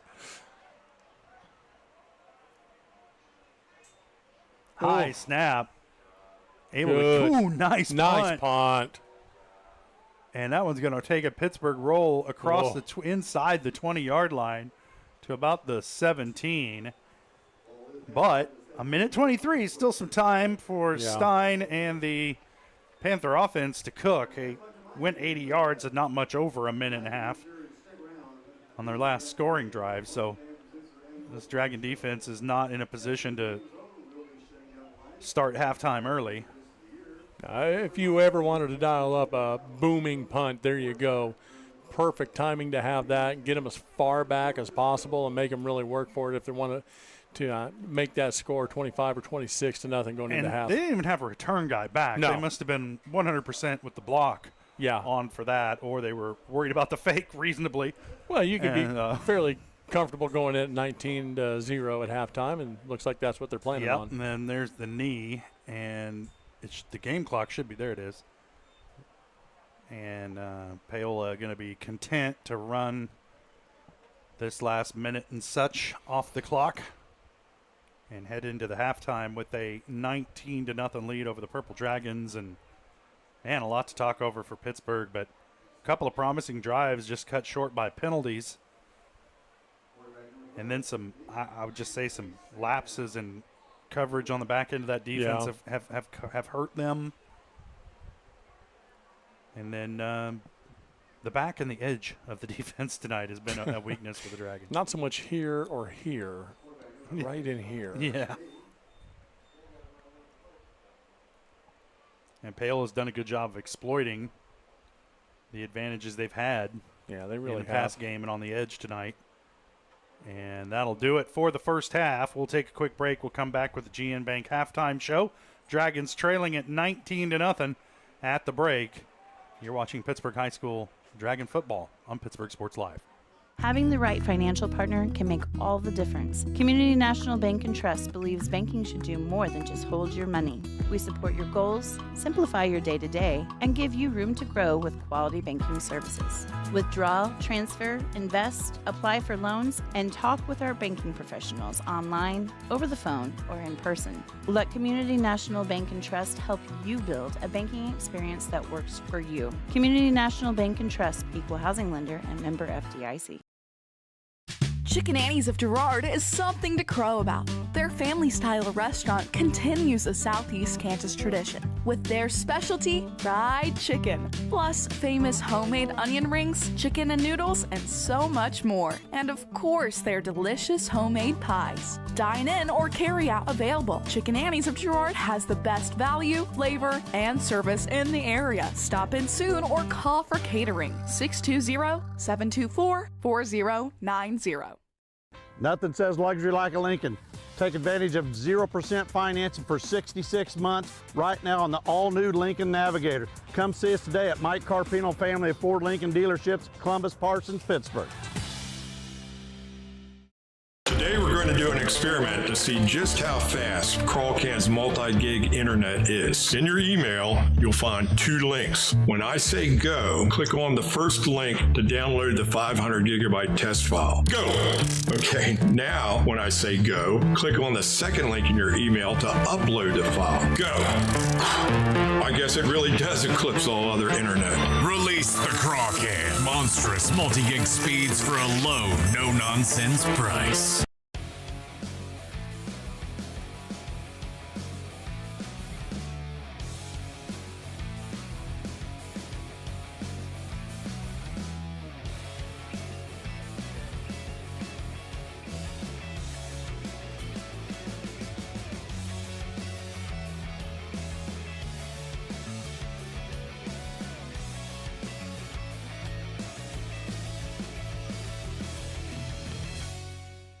At GN Bank, we're your neighbor. We see you at the store. We cheer with you at the local football games, serving you with the same friendly faces you have come to know and trust. GN Bank, the best place to bank and borrow. Welcome back to Hutch Field, downtown Pittsburg, Kansas. We're at halftime of tonight's matchup between the Pittsburgh Purple Dragons and the Paola Panthers. At the break, the Dragons trailing it 19-0.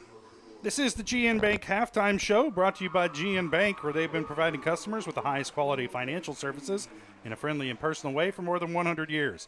Whether it's personal, business, or agricultural needs, trust the team at GN Bank. Find out more at gn-bank.com, with locations in Girard and now on South Broadway in Pittsburgh. Well, it's been pretty much all Paola this whole first half. JJ, it's not to rip off the scab, but we're going to have to relive it here. The Dragons' opening drive kind of killed by a holding penalty that put them behind the sticks, forced to punt it away. Their second possession, again, a holding penalty put them behind the sticks, and then a fumbled snap turned it over to Paola, and they scored on their first drive.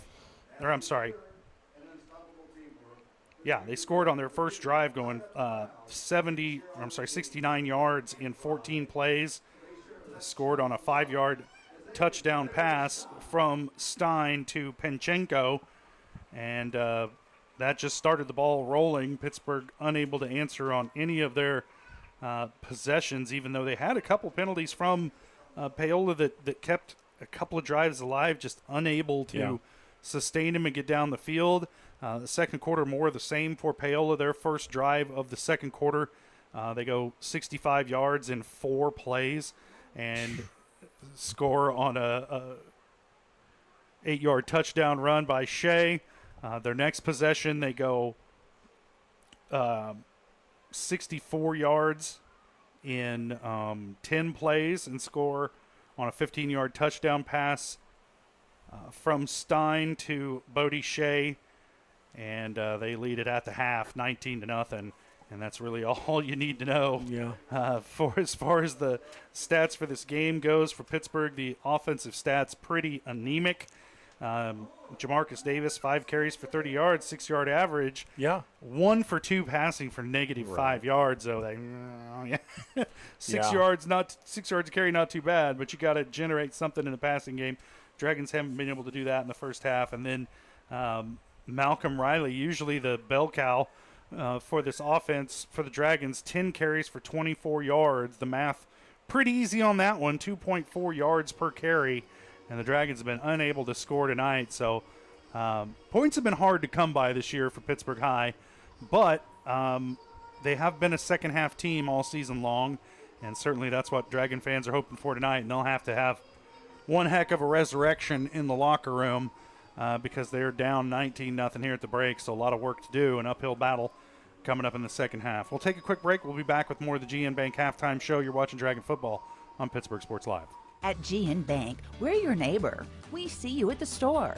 We cheer with you at the local football games, serving you with the same friendly faces you have come to know and trust. GN Bank, the best place to bank and borrow.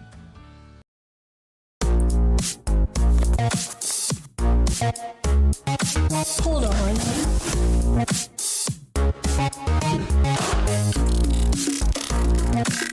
It's monstrous. With Crawcan's multi-gig internet, you can experience monstrous speeds for every device in your home or business at the same time for a low, no-nonsense price.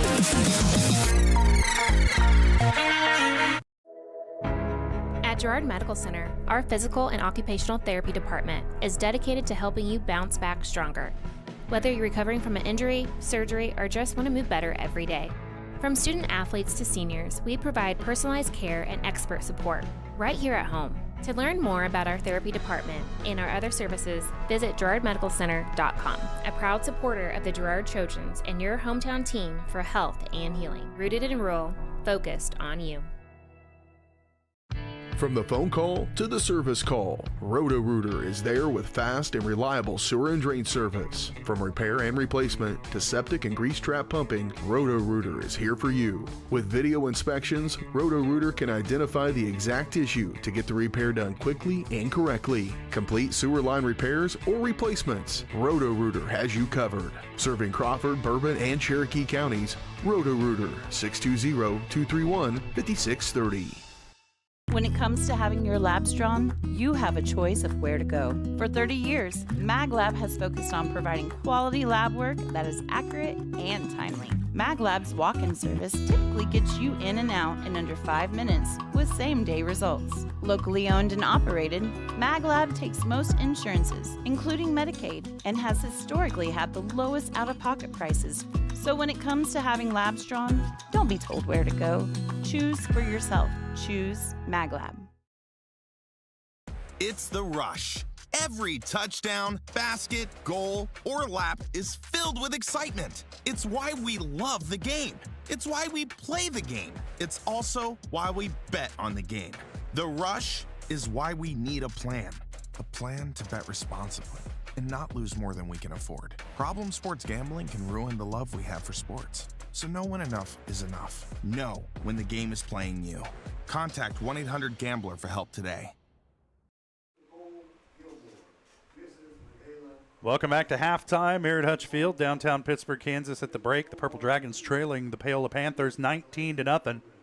As you see the Dragon Band out there on the field entertaining the crowd here at halftime, and cheerleaders out there as well. JJ, you anticipating some Backstreet Boys this week, or? You know, I was taken aback last week. The what we heard, Nirvana, we heard Backstreet. Well, kids think that that we're so old that our music's cool again. It wouldn't hurt my feelings to hear a little mbop. Little Hanson action. Little Hanson. That was never cool. No, probably not. That's a banger of a song, though. Yeah, it does get stuck in your head. Yeah, it is now.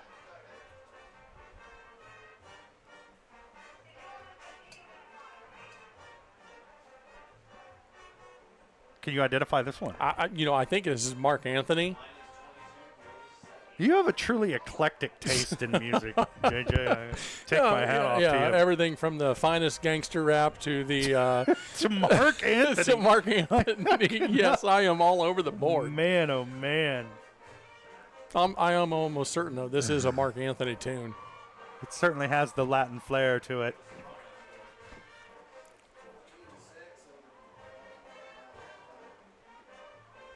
Still no xylophone though. No. And to think these kids are doing all this with a complete lack of xylophones.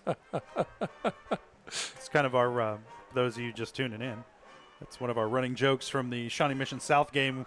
They had no less than 6 full-sized concert xylophones out on the field.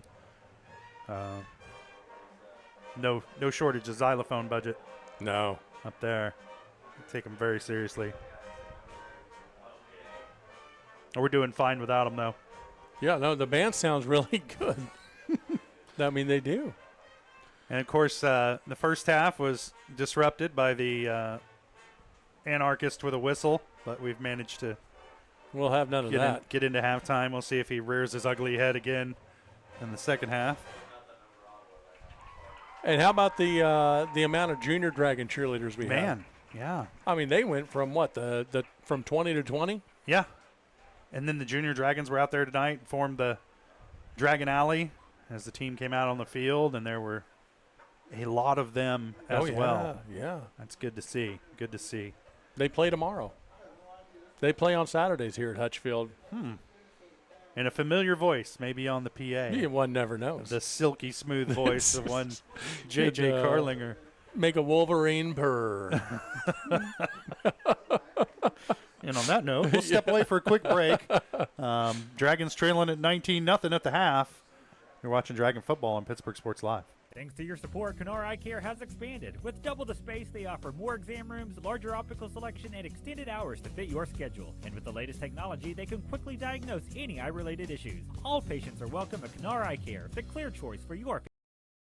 It's a bird. It's a plane. It's Chicken Annie's Gerard. When you're facing a chicken emergency, there's only one hero. Catering and carry out from Chicken Annie's Gerard. When an onion ring craving is too much to bear, when the family's coming over and you weren't aware, it's Chicken Annie's Gerard to the rescue. When there's 20, 30, 100 to feed, you need Chicken Annie's Gerard indeed. A heroic value, superb flavor. When there's a chicken emergency, there's only one hero. Chicken Annie's Gerard. Having the right financial partner can make all the difference. Community National Bank and Trust believes banking should do more than just hold your money. We support your goals, simplify your day-to-day, and give you room to grow with quality banking services. Withdraw, transfer, invest, apply for loans, and talk with our banking professionals online, over the phone, or in person. Let Community National Bank and Trust help you build a banking experience that works for you. Community National Bank and Trust, equal housing lender and member FDIC.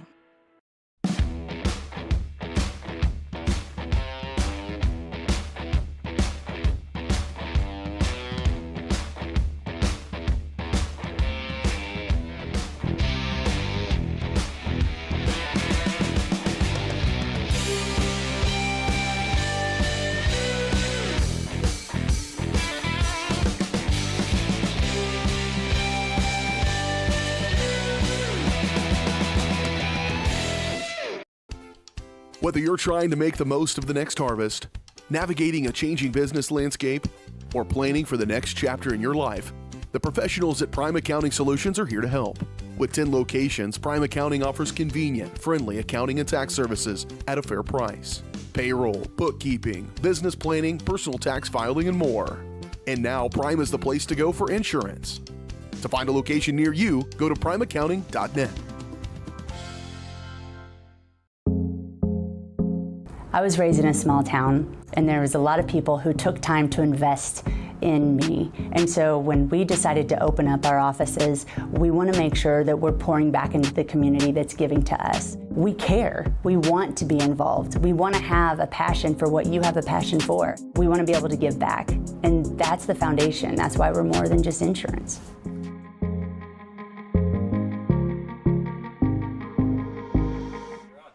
Well, one thing folks may not know about J.J. Carlinger is his rapier sharp Donald Trump impersonation. No. That, I mean, not right now. It's amazing. Yeah, all the people say, everyone I talk to, it's impressive. Just take my word for it. 5.5 minutes left here in halftime. Dragons trailing at 19-0 to the Paola Panthers, and a lot of stuff to talk over in the locker room. If you're the Dragons, haven't been able to get their running game going up the gut.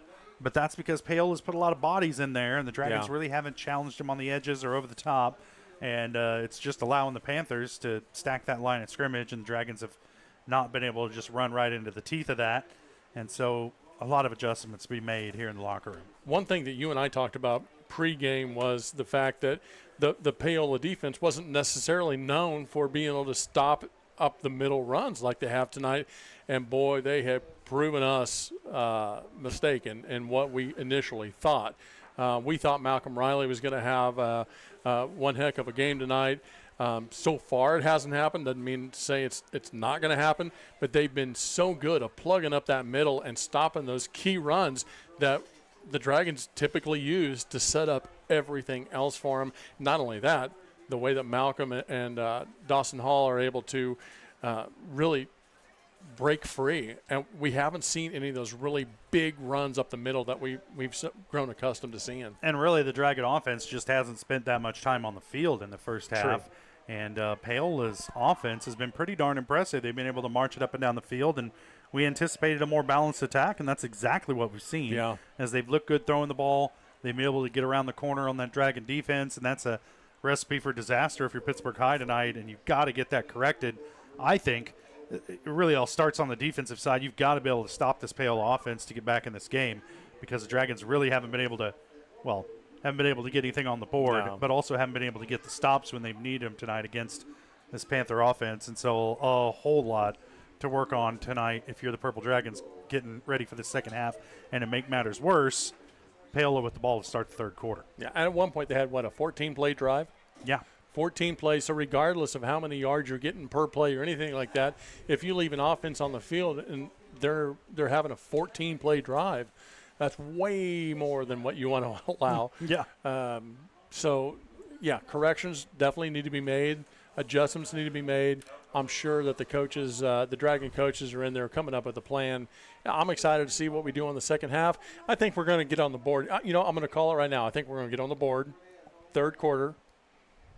I'm not going to say what with. But all right. It's that type of bold prognostication that we've come to appreciate. All right, well, we'll step away for our final break of the GN Bank halftime show. We'll be back with second half action. Dragons shut out here at the break, 19-0, trying to turn it around in the third quarter. When we come back, you're watching Dragon Football on Pittsburgh Sports Live. Nothing says luxury like a Lincoln. Take advantage of 0% financing for 66 months right now on the all-new Lincoln Navigator. Come see us today at Mike Carpino Family of Ford Lincoln Dealerships, Columbus, Parsons, Pittsburgh.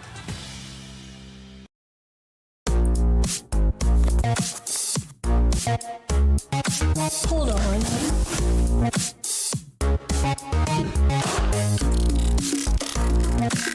It's monstrous.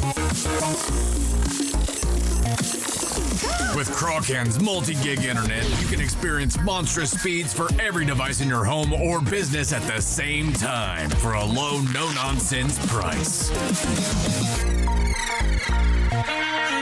At GN Bank, we're your neighbor. We see you at the store. We cheer with you at the local football games, serving you with the same friendly faces you have come to know and trust. GN Bank, the best place to bank and borrow.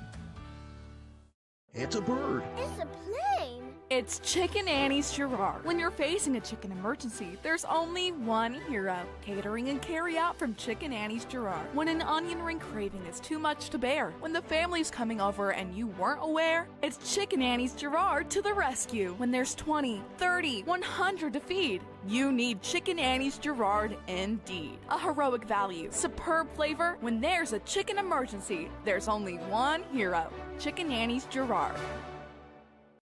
When it comes to having your labs drawn, you have a choice of where to go. For 30 years, MagLab has focused on providing quality lab work that is accurate and timely. MagLab's walk-in service typically gets you in and out in under 5 minutes with same-day results. Locally owned and operated, MagLab takes most insurances, including Medicaid, and has historically had the lowest out-of-pocket prices.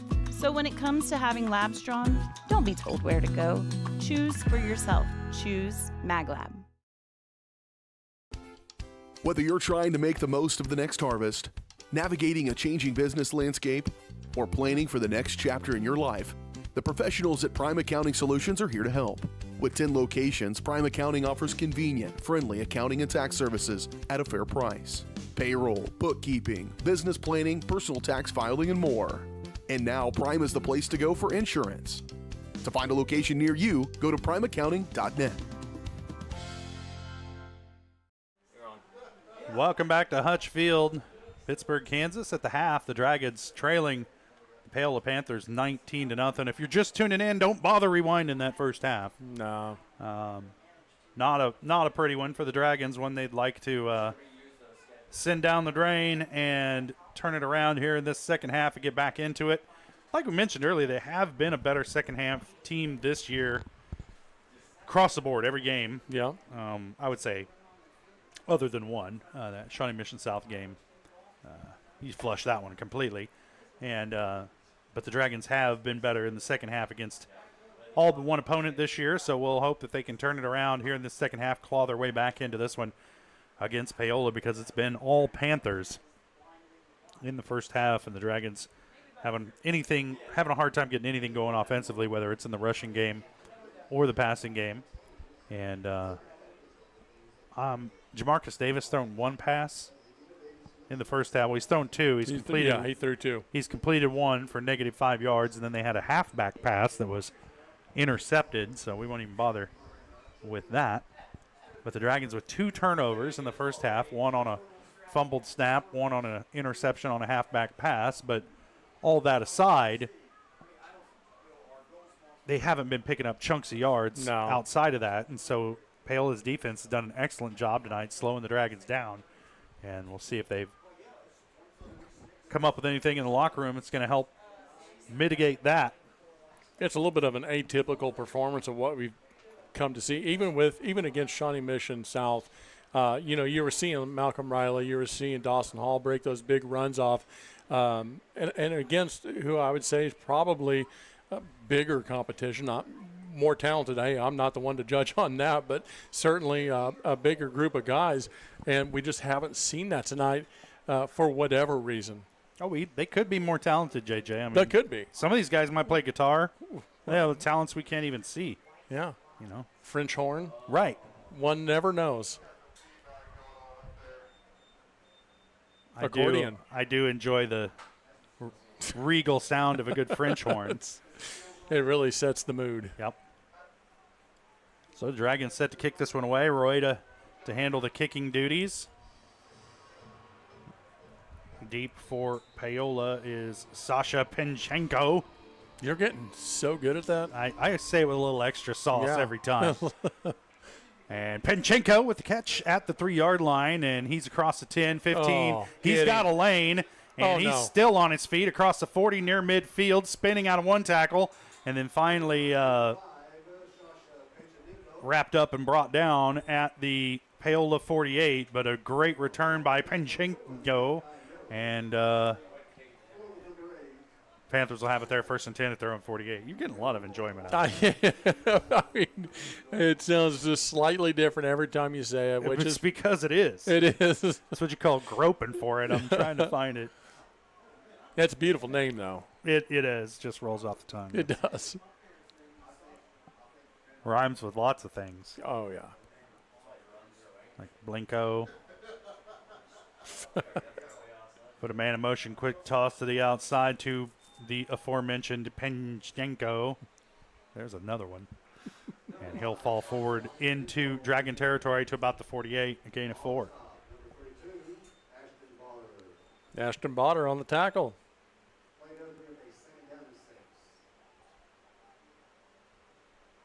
So we just haven't seen the tackles tonight.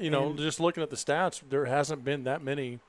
And Paola's done a pretty good job of blocking up that defensive front of the Dragons, and we said it in the pregame, if they block us up, we're going to have trouble with them. Yeah. And we have thus far. 2nd down and 6 now. 3 wide receivers to the near side. 4 in the set. High snap. Handoff goes to Shea right up the gut. He breaks through the line into the second level, and it's going to be brought down at about the Dragon 43. Yeah. Botter again on the tackle, it looks like. Hadn't heard his name a whole lot in the first half, but he's making his presence known now in the second. I guess it's 3rd down and 1, and they're going to go straight up the gut, and it's close. I think they're going to have it. Yeah, they're going to give it to according to that far side official.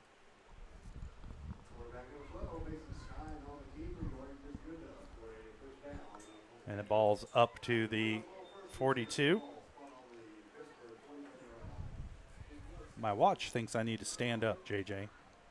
Yeah, the good thing about those is, like, when you stand up, it congratulates you for standing. I don't know. Mine does anyway. Mine only gives negative feedback. No, mine's like, you're lazy. Stand up. If I stand up, they're like, hey, way to go, big guy. Try a vegetable, Yeah. 1st and 10 at the 42. They got a man in motion. He'll get the handoff, and Dragons do a good job of stopping that one after a gain of just a couple of yards. I believe that was Landon Murdoch. Yeah. The only reason I know that, I heard the PA announcer say it first. So, no, Dawson Hall did a great job of getting through there, wrapping up the heels, and bringing the guy down there. So, good job. Call it a gain of 3 on the play. It'll bring up a 2nd down and 7 from the 39.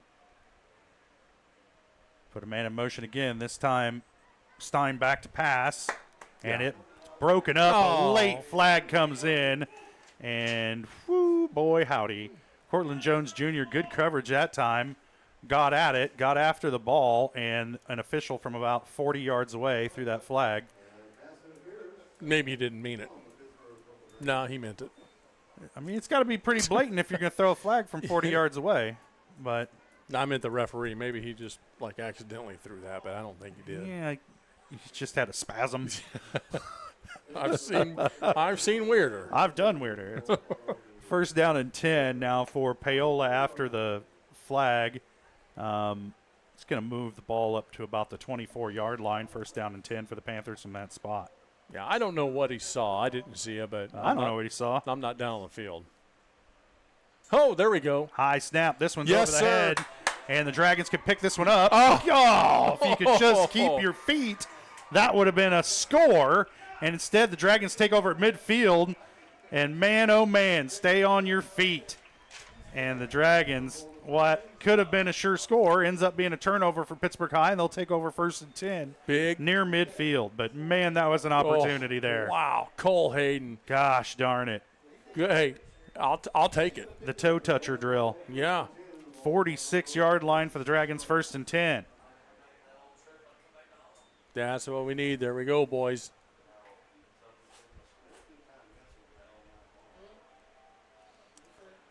Davis under center.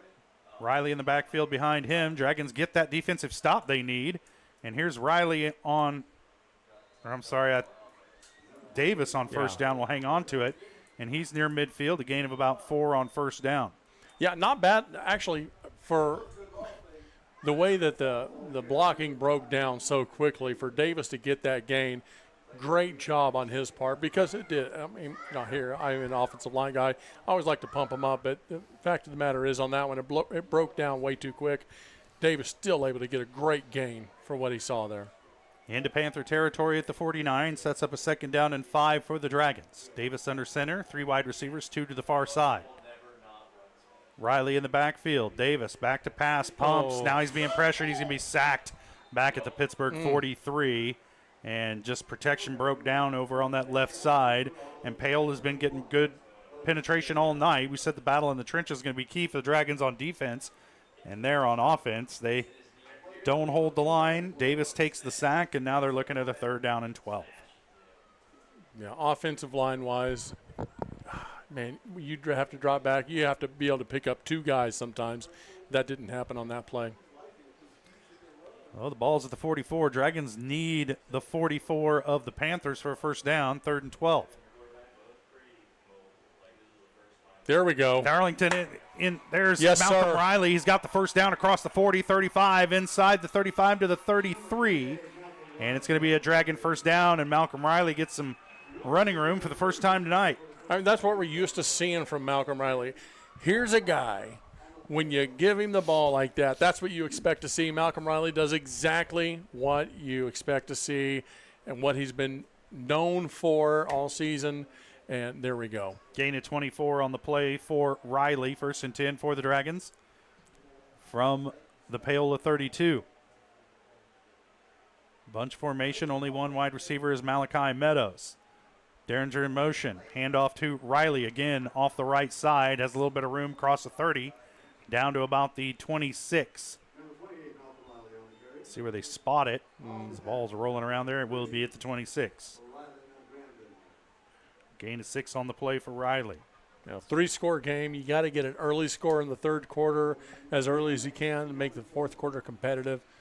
Down to about 7 minutes to play in this third quarter. Dragons desperately need a score on this drive. 4 wide receivers in this set. Riley, the lone back in the backfield. Davis going to keep off the right side, and it was there, and it closed so quickly for Jamarcus Davis, and he picks up a couple,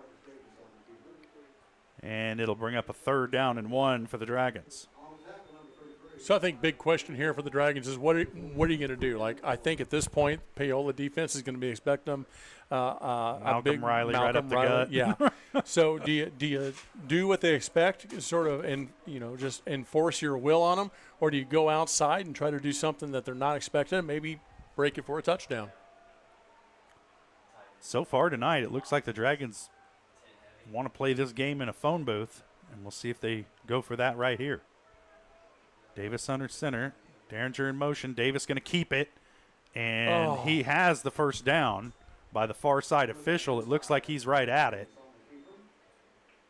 There we go. They're moving the chains. And that'll move the sticks. First down and 10 for the Dragons. That's 21. Yeah. That was a near-run thing. Yeah, that's what we needed. Good. It's the most productive offensive possession we've seen out of the Dragons so far tonight, and I don't want to jinx them, but I think, JJ, they've avoided penalties, and that's been a huge part of it. No, here we go. You did it. I know. Prophet in motion. He'll get the pitch to the far side. Trying to make a man miss. A good open field tackle that time. That was number 11, Brody Lotto, senior linebacker, 5'9", 175. And the way he brought him down, I'm going to guess he might be a wrestler. Yeah. Yeah, Prophet has a great stiff arm. He put it out there to bring him to. Typically, that works for him. On this case, Lotto able to adjust and bring him down early.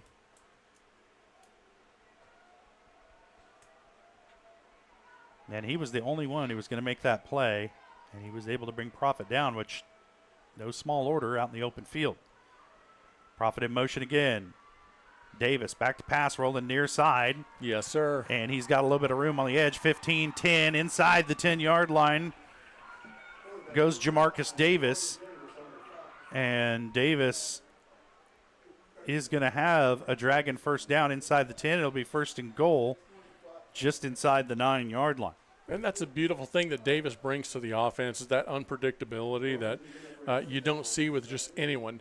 Davis able to throw the ball, he's able to hand the ball off, and he's able to get great gains like that and make moves out in the open. He kind of got the defensive end twisted up on that one. Yeah. And once he did that, there was room to operate out there on the edge. Davis brings him back to the line. Riley in the backfield behind him. Bunch formation for the Dragons. Prophet in motion. Handoff goes to Riley, cutting inside. He's inside the 5, down to about the 3.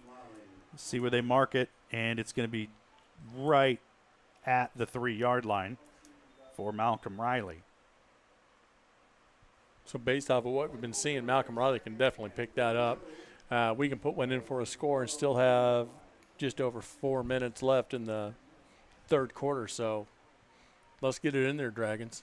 Second and goal now for Pittsburg High from the 4. Double tight set. 2 wide to the far side. They put a man in motion near side. Riley into the end zone, all but untouched. And the Dragons light the lamp for the first time tonight. 3:54 to play, third quarter. Pittsburgh trailing 19-6, pending the extra point attempt.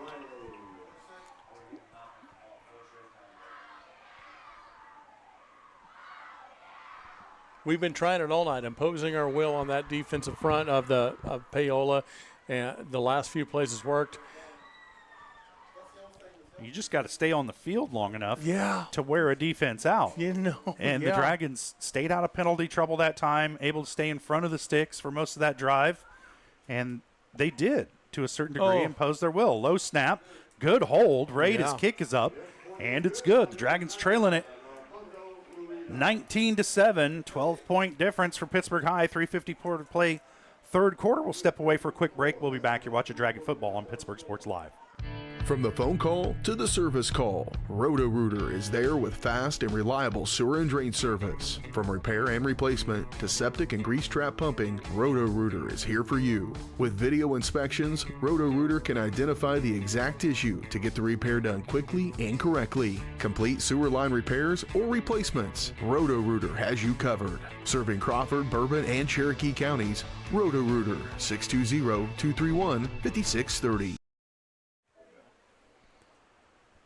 3:54 to play, third quarter. Dragons score for the first time tonight on a 4-yard touchdown run by Malcolm Riley. Caps off a 10-play, 54-yard drive. First drive of the second half for the Dragons reaches pay dirt And they're trailing by 12 now with just under 4 minutes left to play third quarter. And we've said all season long that they are a bit of a second half team. And they're showing it so far here early in the third. Sometimes a team, that's what you need, is that little chip on your shoulder to say, oh, okay, they think they're going to win. And a short kick. And I don't think it went 10 yards. Maybe it did. 9 3/4 minimum. 9 7/8. Yeah. But Paola fields it. They're going to have really good field position. First and 10 at their own 46 as the gamble doesn't pay off for the Dragons. And now Paola in business near midfield. I think one of the things that we've seen from the Dragons is, when they get into these situations where they have to open it up, they're able to open it up, and they get the yards they need, they get the stops they need. If we could only just start that process a little bit earlier. Amen, brother. First down and 10 for the Panthers, at their own 46-yard line. Stein leads them up to the line. Shea in the backfield behind him. They go with a couple of wing backs, only one wide receiver in this set. Oh. And another fumbled snap.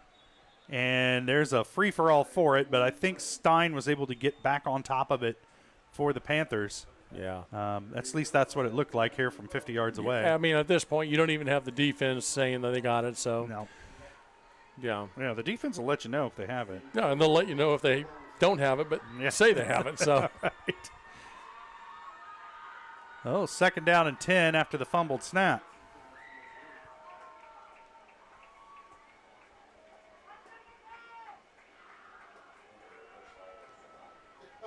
Stein in the gun. And they've looked better, honestly, in the gun tonight. He has had a snap go over his head. Better than that. And again, an open receiver here on the near side. And that's Murdoch once again, the 5'7" sophomore wide receiver. He's listed as a running back, but I've only seen him play in the slot as a wide receiver tonight. He's been super effective at what he's doing. He's able to get those short little flat passes and make great gains for him.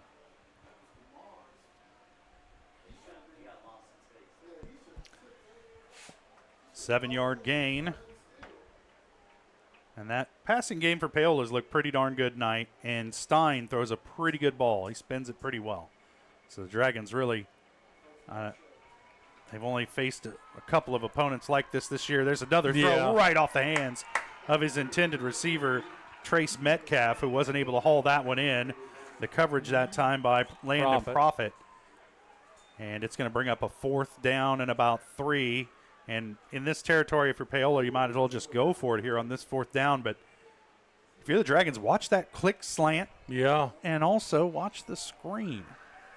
Yeah, especially if the offensive line releases early like that and lets your D-line in, you gotta just turn around and find the back. Yes, exactly.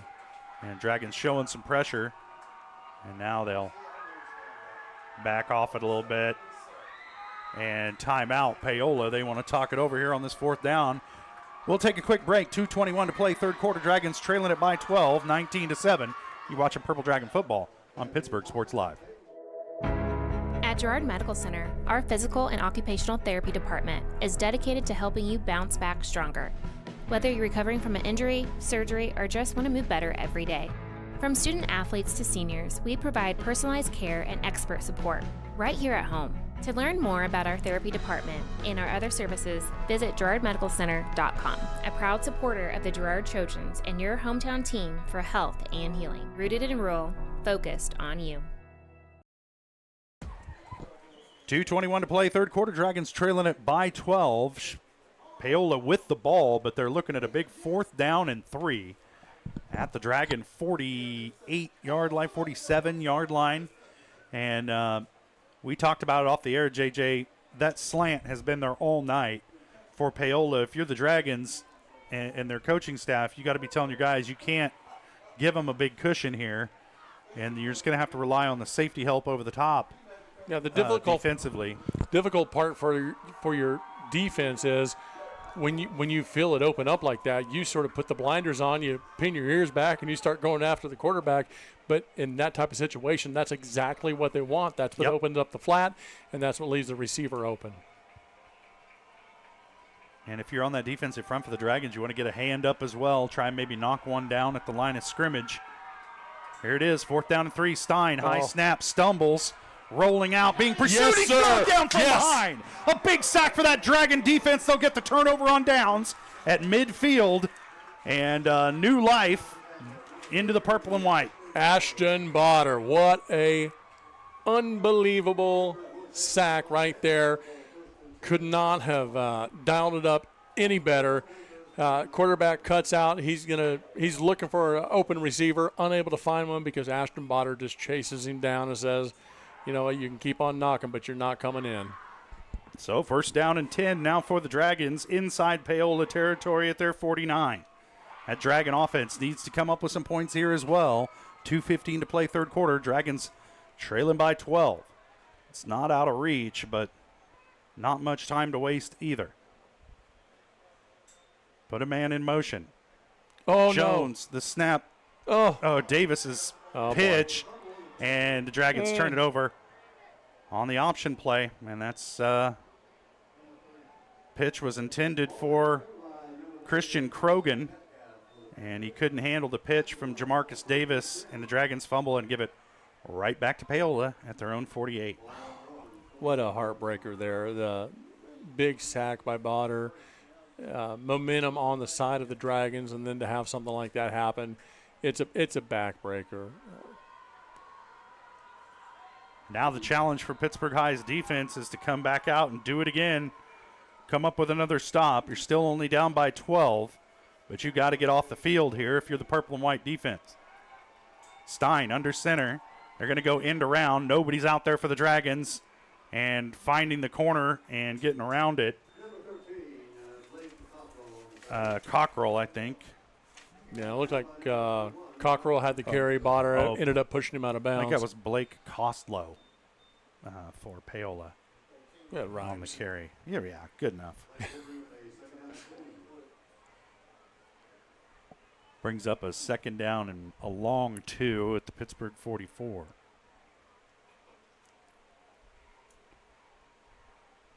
And Paola can take their time here. They don't need to be in a hurry offensively as they're looking over the sideline to get the play. The play clock's down under 15 seconds. And if you're the Panthers, you don't want to snap this ball until the play clock's under 5. Yeah, 2-score lead. Every 12 time. Man.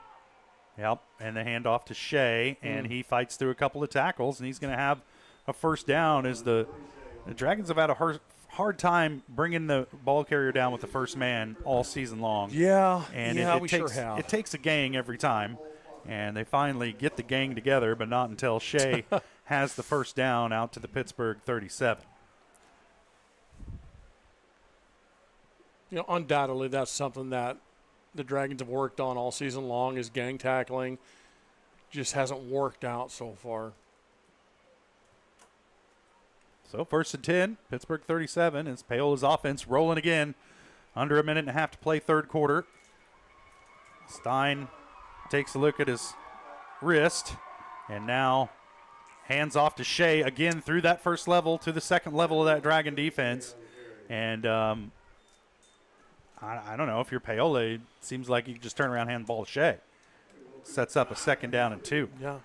At that point, it looks like number 90, Garrett Dillingham, had what could have been a touchdown-saving tackle.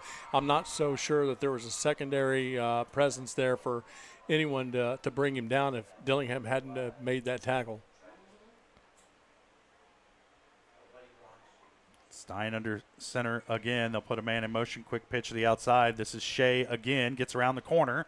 And the Dragons have not kept outside contained tonight hardly at all against Paola. And Shea once again able to pick up good yards. And he'll have a 1st down for Paola up to about, call it the 17-yard line. I know we talked a little bit whether or not Shea was related to the looks like it Shays of old, but I think if nothing else, he's earned an honorary seat at the Thanksgiving at the Shea family table. Yeah, he runs a lot like they did. Of course, the great Brian Shea set the Division II rushing record at Emporia State. Yeah, his younger brother Josh played fullback for Pittsburgh State. Yep. And so those are the Shays we're talking about. Yeah, I mean, if you're not sure.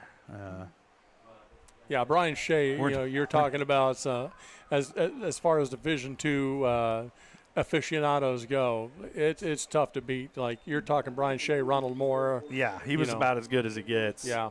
For Emporia State, and they had a good run with him back in the late 90s, early 2000s. Yeah. And time Gorilla fans choose to forget. And that'll do it for the third quarter. The Dragons trailing it by 12, 19-7, and they need things to turn around in a big way to get back into this one in the fourth quarter. We'll step away for a quick break, and we'll be back. You're watching Dragon Football on Pittsburgh Sports Live. At Girard Medical Center, our physical and occupational therapy department is dedicated to helping you bounce back stronger. Whether you're recovering from an injury, surgery, or just want to move better every day. From student athletes to seniors, we provide personalized care and expert support right here at home. To learn more about our therapy department and our other services, visit GirardMedicalCenter.com, a proud supporter of the Girard Trojans and your hometown team for health and healing. Rooted in rural, focused on you. First down for Paola. Quick pitch to the outside to Bodie Shea. Dragons drag him down after a gain of about 5 on first down. And the ball will be spotted inside the 20 at about the 17, and there's a very late flag coming in. Yeah, when you see a late flag like that, you kind of have an idea of what it's going to be. Words. Yep. Sticks and stones. May break my bones, but flags will always hurt our team. Words will get you a flag. Yes, they will. And let's see.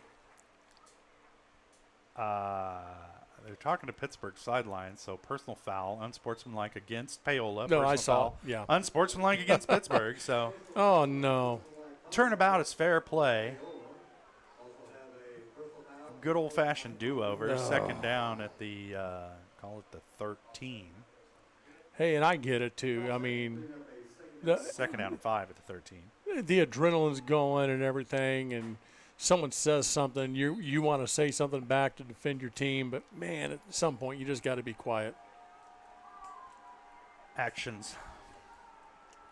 In this case, don't speak louder than words. But now they go split back, double tight.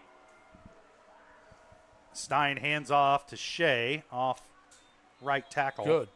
And the Dragons stop it after a gain of 3 or 4, but it'll be enough to move the chains for a first down and set them up first and goal at the 8. Yeah, and here they are. I think Paola trying to soften up our middle a little bit. They've done so well at hitting that outside and hitting the the short passes to the flank. Good chance that this is likely the case here, that we're going to see something pop outside or that short pass to the flank. Well, they've hit them over the middle, too. They had that leaping scoring catch. Good point. In the first half. I mean, really, that basically game, anywhere they throw the ball. Wherever they've wanted to throw it tonight, it's been there. Quick pitch to the outside to Shea, trying to get around the corner. Doesn't this time. Well, he kind of does, but doesn't get into the end zone. They'll drag him down at about the 2-yard line. It'll bring up second down and goal from there. Yeah, Botter and Partee able to get outside and get a hand on him and bring him down before he's able to cross the goal line there. But we're at the 1-yard line. Pressure is certainly on at this point. Under 11 minutes to play in the game. Dragons trailing by 12, and this would be the nail if Paola is able to punch this one in. And that Dragon defense knows it. And it's been a warm night. A lot of hands on hips at this point. And Pittsburgh's got to come up with a stop here. Stein under center. Turns, hands to Shea, straight ahead. And he's in for the touchdown. Valiant effort from the D-line there, but, I mean, when you have that short of a field, it's nearly impossible to stop him from getting 1 yard.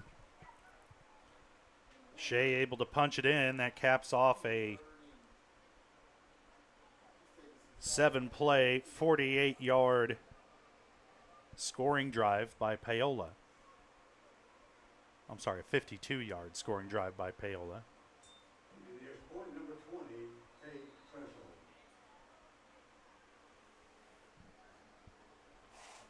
Kick is up, and it's good.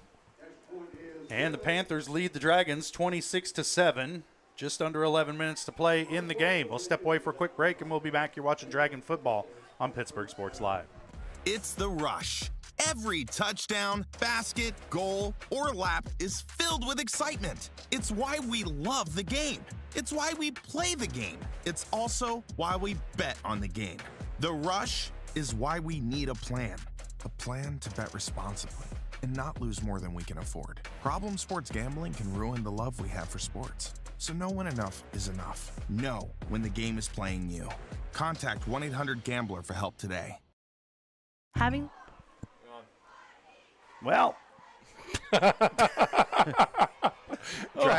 Oh, wow. Dragons trailing it 26-7. 10:50 left to play, fourth quarter. And we were discussing in the break whether we could pull the Gerard trick where just the lights go out and everybody goes home. But I thought we had Mickey from Rocky there bringing us back in for a second. Rock! I didn't hear no bell ring. You can't see out of that eye, Rock.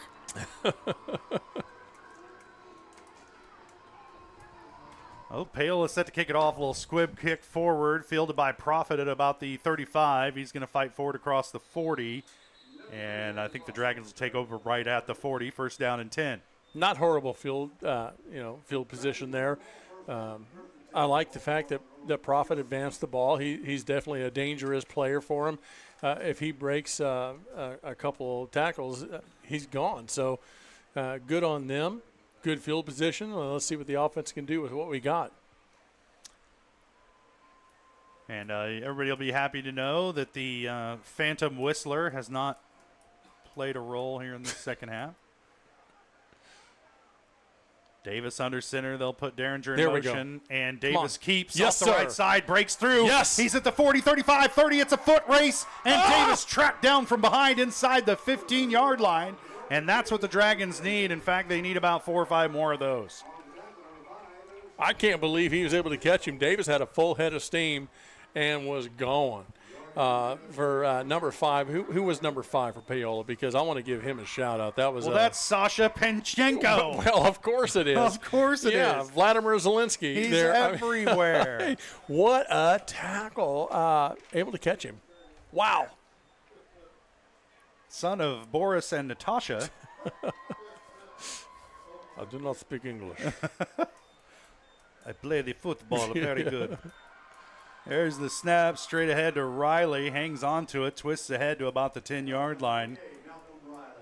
And they're going to mark him down at about the 12? No, at the 11. How the dare 12 you? is a terrible How dare you, the 12. So that's what Pittsburgh needs, though. If they're going to make this a game again, they have to get a quick score and follow it up with another quick score, and then let's go ahead and toss another quick score in for that. But, man, they need it. They need it.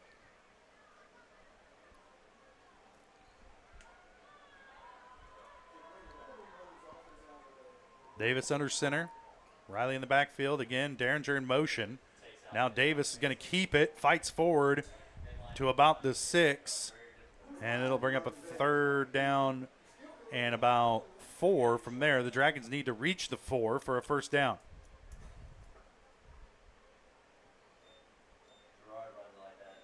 I think at this point in the game, you wonder, is it Paola feeling comfortable in the score they have, and they're lightening up on defense, or is Pittsburgh, have they kind of screwed their helmets on a little bit tighter and saying we're going to go get it? We'll find out. Davis under center. Derringer in motion to the far side. Davis going to keep it on a counter action from his quarterback spot. There you go, Stretches baby. For the goal line. Touchdown, Dragons. Yes, sir.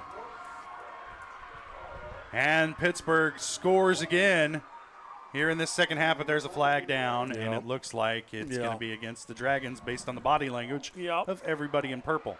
Yeah. And they're going to walk it back.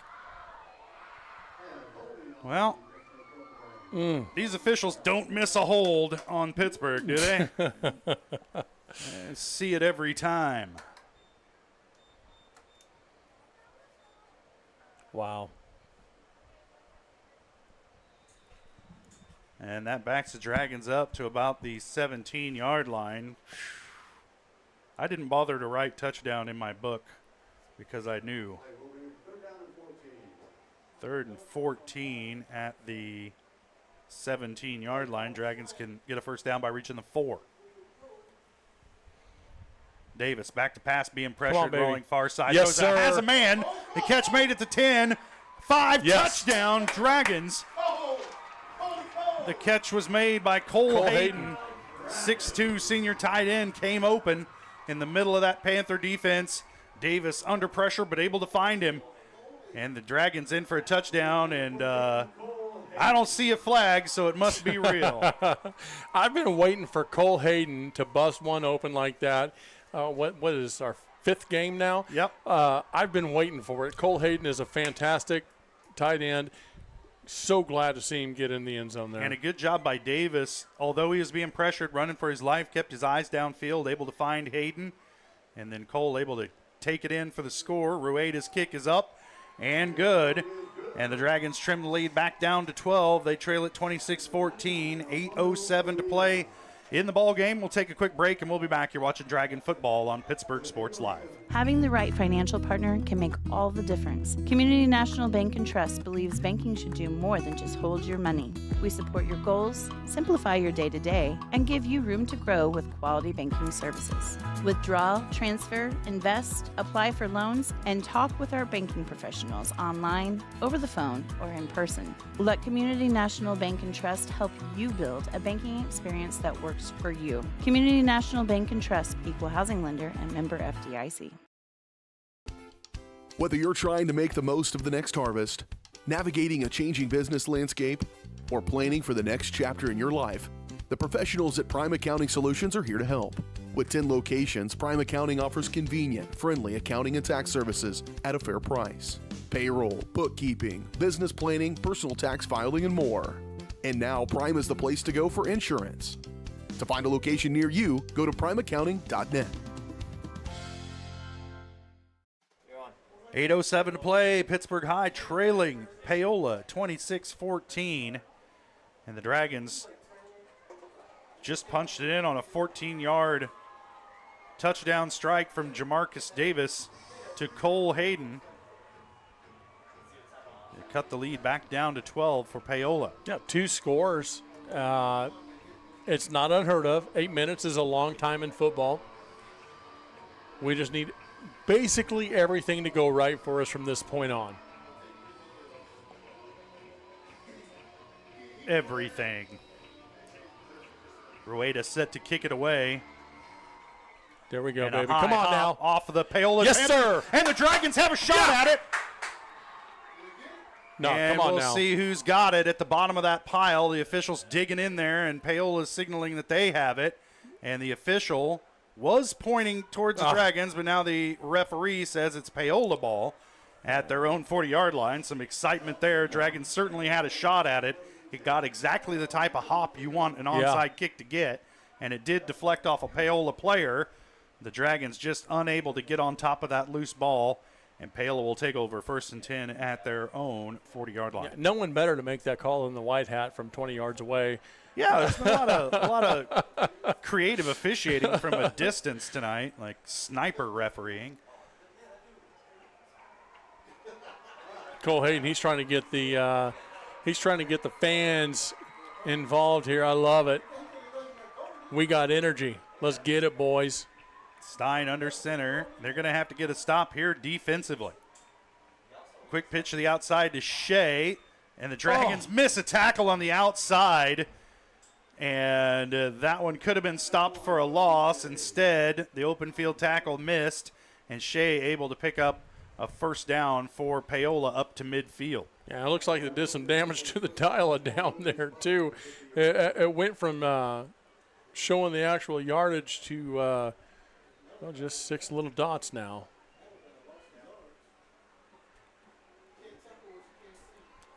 So 1st down and 10 for Paola, exactly 10 yards on the run that time for Shea. Stein again, hands off to Shea right up the gut, and the Dragon defensive front just is not getting a stop tonight against Shea. And it's happened to happen by defensive backs and linebackers in that second level. And now it sets up a 2nd down and 5 for Paola at the Pittsburgh 45. Yeah, it looked like Dilligraf made the tackle on that, and that shouldn't have been his man. It should have been an interior lineman that made the tackle. Having a hard time getting off their blocks tonight are the Pittsburgh defensive linemen. Stein gets the play in from the sideline. Everybody checks their wristband, and now they're underway. Double tight set for Paola. Again, the handoff to Shea, working off that left side of the offensive line. He'll pick up 2, maybe 3, and he'll bring up a 3rd down. Call it 2, bring up a 3rd down and 3.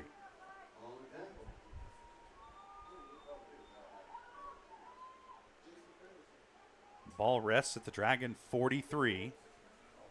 Paola needs the Pittsburgh 40 to move the chains. Under 7 minutes to play in the game. The Dragons need a stop here. Got to get this Paola offense off the field. And Stein just able to get that pitch away as the Dragons timed the snap really well. It might have been Penamani who got the hit in on him. I think so. But they do pick up the 1st down up to the Dragon 40. A shot through the offensive line, as good as you could ever hope to. Unfortunately, quarterback able to get that pitch off and in the nick of time. Ball's at Pittsburgh 39, excuse me.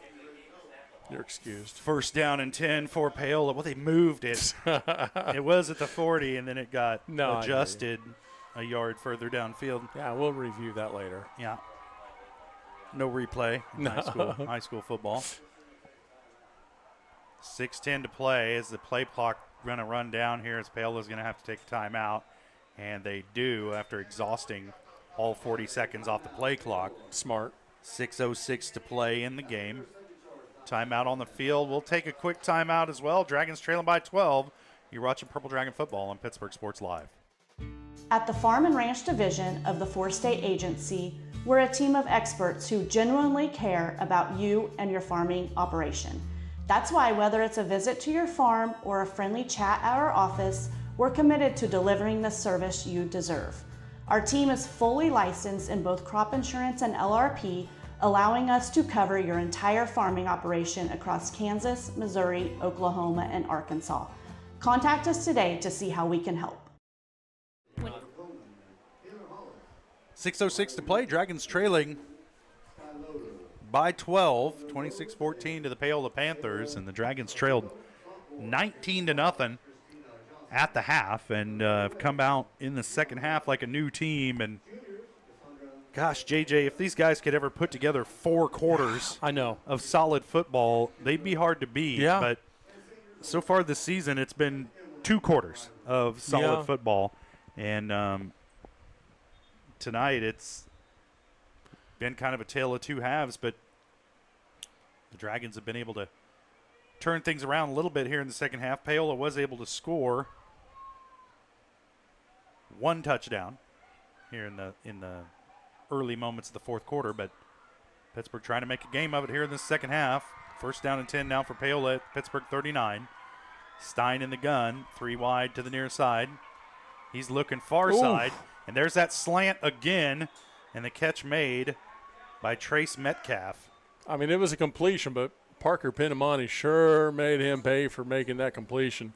Big hit from the senior. Oh, I'm sorry. That was Sasha Penchenko. Did I say it different that time, too? No, I think you had it. I think I'm getting fairly consistent with it. He's been active. It's probably not right, but at least it's consistent.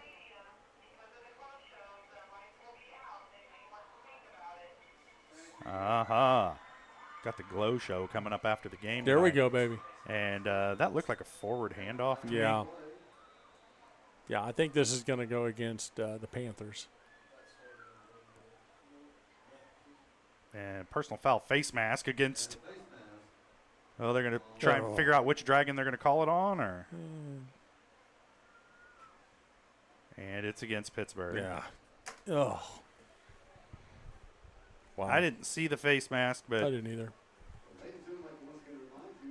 But I'm 50 yards away, not 20 yards away. Yeah, I mean, my eyesight's probably not as good as these officials. Well, don't sell yourself short.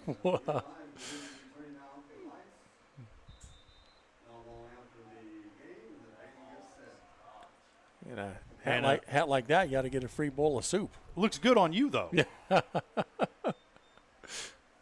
1st and 10 at the 14.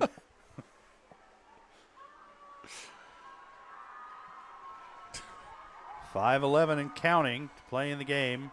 Stein hands off to Shea right up the gut, and again, he's able to fight forward. That kid gets 5 yards getting out of bed in the morning. Yeah. And about an 8 or 9 yard carry on first down sets up a 2nd down and 2. Yeah, Pinamani with the tackle there. Yeah, it's so frustrating. This defense, we have a good defense on the Dragon side of the ball. We're just we're getting exposed, and I don't know how. I wish I knew. Hey, if I knew, I would go down there and I'd tell the coaches, and they'd tell me to shut up. So, and I don't blame them. A lot of constructive advice from the peanut gallery, I'm sure. Right, yeah. Stein under center. Oh, there we go, baby. Shea. The Dragons yes, get at that time, meet him at the mesh point. It still takes 5 of them to bring him down, but they do in the backfield, and they'll have him back to the 10-yard line as Shea fought through the first couple, but they just kept coming. And the Dragons bust through and stop that one for a loss. There's a timeout on the field. Dragons going to talk it over. Stops the clock with 4:12 to play in the game. Pittsburg trailing by 12, but a 3rd down and about 4 for Paola coming up on the other side of this break. You're watching Dragon Football on Pittsburgh Sports Live. When it comes to having your labs drawn, you have a choice of where to go. For 30 years, MagLab has focused on providing quality lab work that is accurate and timely. MagLab's walk-in service typically gets you in and out in under 5 minutes with same-day results. Locally owned and operated, MagLab takes most insurances, including Medicaid, and has historically had the lowest out-of-pocket prices. So when it comes to having labs drawn, don't be told where to go. Choose for yourself. Choose MagLab. And we're back. 4:12 to play. Dragons trailing by 12 to the Paola Panthers, backed up in the shadow of their own end zone. But they do have the Panthers looking at a 3rd down and 4. So the Dragons, they're going to probably have to stop them on 2 plays here. But it all starts on this 3rd down. A big stand here for this Dragon defense if they want to give their offense a shot to make this one a game. I tell you, I like they brought in number 70, Logan Sanders. He's a big body. Quick pitch to the outside, going to Shea, has a lane, cutting it upfield, and he's in for the touchdown. All right, I'm going to shut up now. Well, it's good to have a positive outlook about things. That wasn't on Sanders. I mean, they brought in the right personnel to do it. They popped it outside. They're able to get around the corner and able to put it in for the touchdown. Well,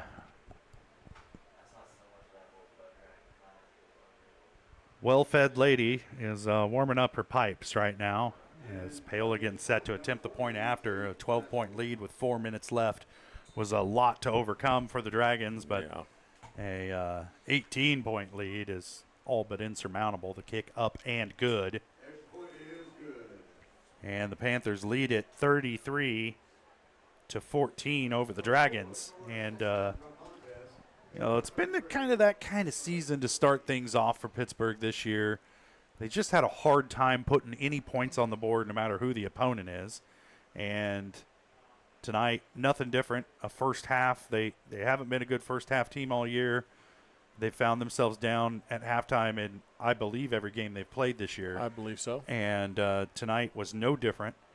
And Paola came to play tonight, and the Dragons just have had a hard time getting any stops against that offense, and then penalties have killed the Dragon offense tonight. And they came to life in the 3rd quarter, but by that time, the hole was pretty deep. And just a tall order to week in and week out have to try and make up a double-digit halftime deficit. So. Well, we haven't seen the Dragon offense doing what we typically see them do, and if the credit goes to Paola defense on that, then that's who the credit goes to. But yeah, just not the exact, not what we've come to expect from the Dragon offense. Well, an interception on a halfback pass and then a fumbled snap. So there have been some mistakes, but by and large, it's just been that Paola's played good defense. They sure have. And they've played better offense, in my opinion. Yeah. And the Dragons have had a hard time handling both sides of the ball tonight from Paola. And although, Dragons beat them last year, Paola 1-8 last season. They are a much improved team this year, as we can see out here on the field tonight. And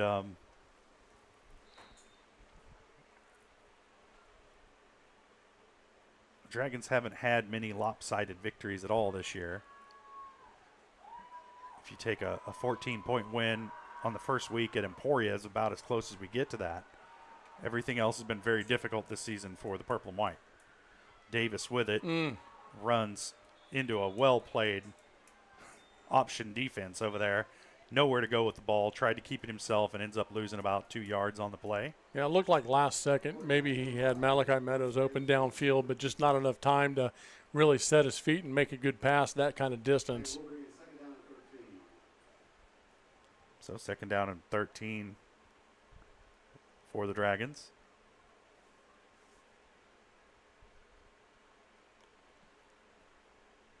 They're at their own 33. Quick hitter from Davis to the outside to Riley.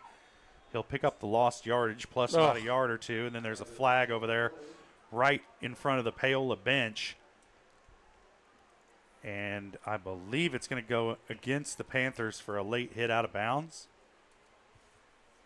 Yep. Yeah. Personal foul, unsportsmanlike conduct against Paola, so that'll give the Dragons a new set of downs and 15 yards. So Paola helping Pittsburg out right there, but we can use it at this point. We'd need about 20 more of those penalties. And have them count for touchdowns. In quick succession.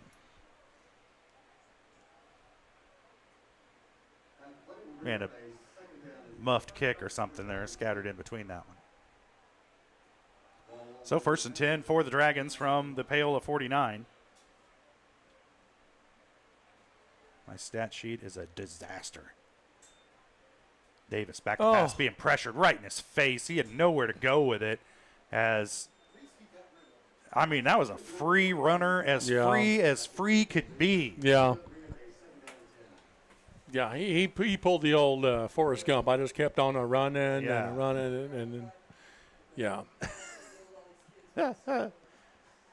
Well, 2nd down and 10 now for the Dragons after the incomplete pass. And Davis has just had, anytime he's dropped back to pass tonight, he's had to run for his life. There we go. There's a good one. Yes, sir. As he finds Riley at the 40. Riley trying to make a man miss, does not, is run out of bounds at about the 13. Need to cut that one back in behind the block, and instead he went towards the sideline and got driven out by the 12th defender there.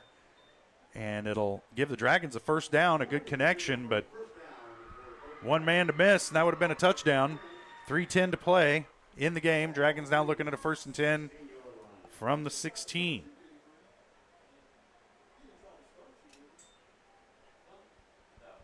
Another pass to Riley on the outside. He turns this one upfield, and Dragons haven't run that one yet until here in the last minute or two. Yeah. And it's been working.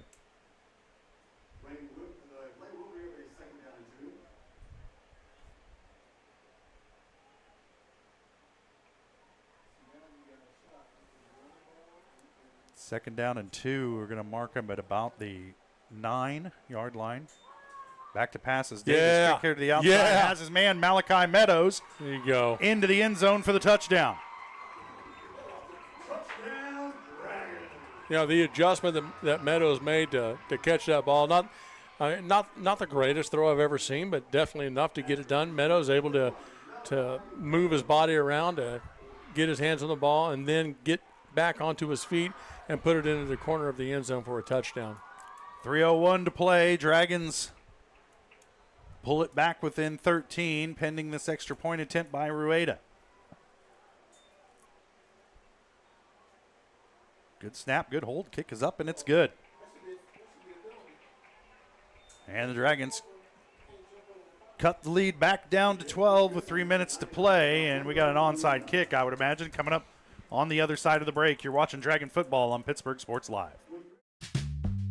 Selling equipment can be a hassle. Whether you're needing to replace an old tractor or you're finally getting to retire, the time and energy needed to clean, prep, promote, and sell seems daunting. That's why you need Tyler Jackman and Big Iron Auctions. From one piece to the whole farm, Big Iron Auctions can deliver your items to more than 750,000 registered bidders. Call Tyler Jackman at 620-404-8115 or learn more at BigIronAuctions.com. Dragons score a late touchdown.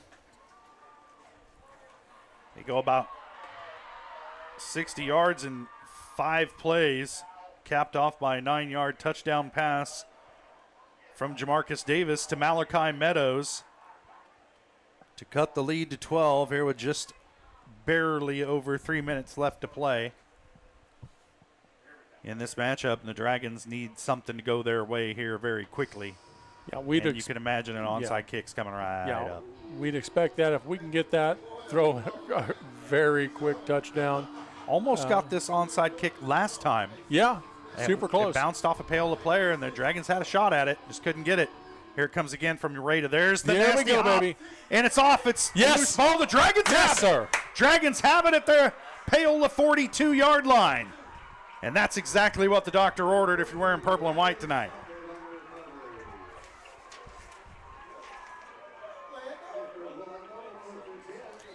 Landon Southard.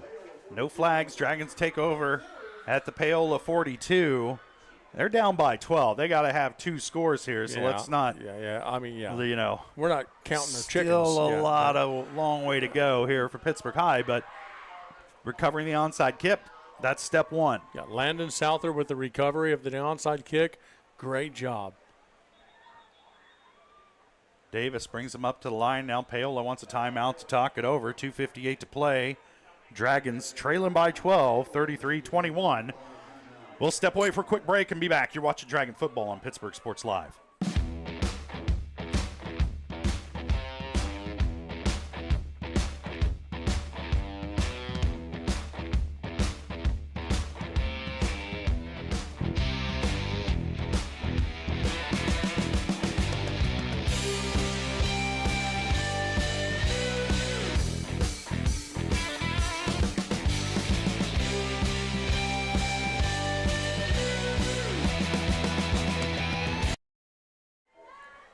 Dragons recover an onside kick. They have it first down and 10 at the Paola 42, but time is the enemy. 2:58 to play. Dragons down by 12. They got to score quick and then do it again in order to come out of here with a win tonight. Odds are against them, but you're saying there's a chance. Yeah, exactly. Davis back to pass, looking downfield. He's going to let this one yes, fly. Yes, sir. Come on, get it. And overthrows Meadows, and it was not a good-looking throw. Kind of a fluttering affair, but he got enough arm behind it to get it down in the neighborhood of Meadows, but Malachi unable to catch up with it, and that's one that you probably want to get a little more air under that one. Well, sure. With Malachi, though, you're talking about a guy that can really get out there and he can make things happen. I don't want to seem like I'm complaining. At least at least it was overthrown. Yes, yeah. I'll take it. Yeah, better than what we've seen the last 3 couple wide weeks. for the Dragons. Davis rolling near side, looking downfield, throws a low angling pass, and there's a flag in the backfield, and it's probably a hold against the Dragons. Now, speaking of the underthrown passes. Yeah, there's a shoe shiner. Yeah. Dragons were looking for a flag on one of their defensive backs defending the receiver here on the near side, but didn't get it. Instead, the hold in the backfield of Pittsburg High backs them up 10 yards. Now they're looking at second and forever at their own 48. They need to reach the Paola 32 for a first down. I don't even know how many yards that is. Nobody does. Well, scholars maintain that's been lost eons ago. Yeah. I would say it's about half a kilometer. Half a click. Yeah. To our military. Right. Davis back to pass, turns back this way, screen. Wow. This one's yes, caught. Sir. Get it.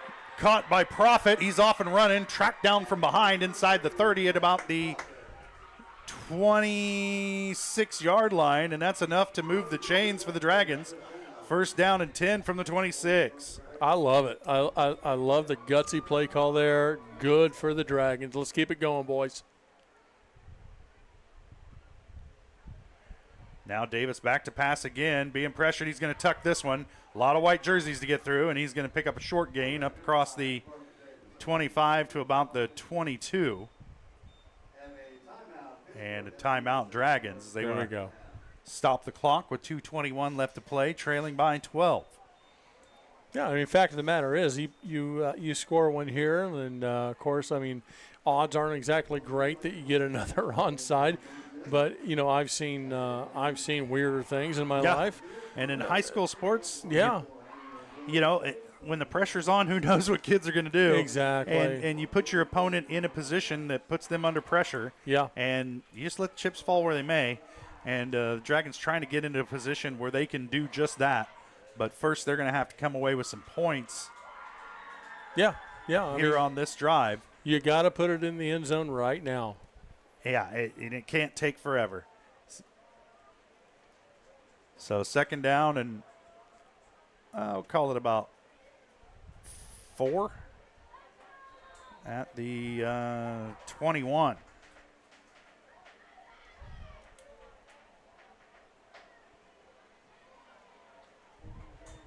Davis back to pass, rolling far side, looking, going to throw short of his intended receiver. And it's going to bring up third down and about 4. Stops the clock with 2:16 to play. Well, the good part about that, you didn't use up a whole lot of clock time. Relatively quick play. And, it's more of a labor, you can tell, for Davis rolling to his right. Yeah, you can definitely tell. Trying to throw. He's much more comfortable rolling to his left. I believe he's left-handed, isn't he? That he could is. Be why, yeah. Yeah. I myself am one of God's chosen few, and I don't look good rolling out to pass either way. But I don't look good rolling out of bed. 4 wide this time. Trips off to the far side for the Dragons. Davis back to pass, being pressured, scrambling near side. Going to throw it. Has a man in the end zone. Oh, no! Off of the hands of Cortland Jones Jr. Hit him right in the breadbasket, and Jones Jr. could not haul it in. Oh, my goodness. If he had a target on his chest, that would have been a bullseye. Can't haul it in, and it brings up fourth down for the Dragons. Hey, that's high school football. I can't imagine you having a much better chance than that. No. That's one of those ones. I guarantee you Cortland Jones catches that in practice 99 out of 100 times.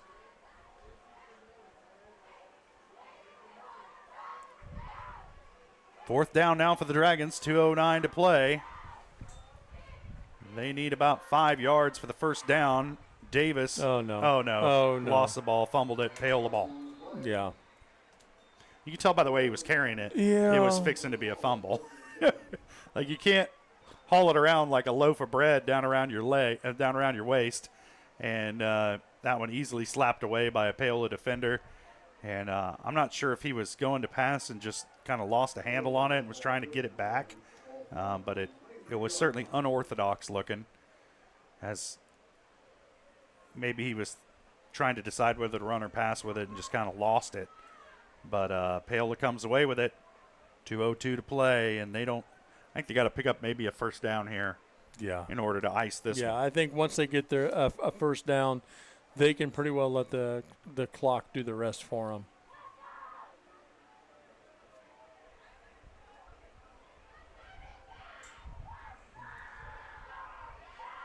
And now there's Shea. He's going to pick up about 6 yards on first down. Maybe more like 4 yards on first down, and over there at the far side of the field. Stops the clock. Timeout with 1:55 to play. Pittsburgh, I think, just burned their last one. Yep.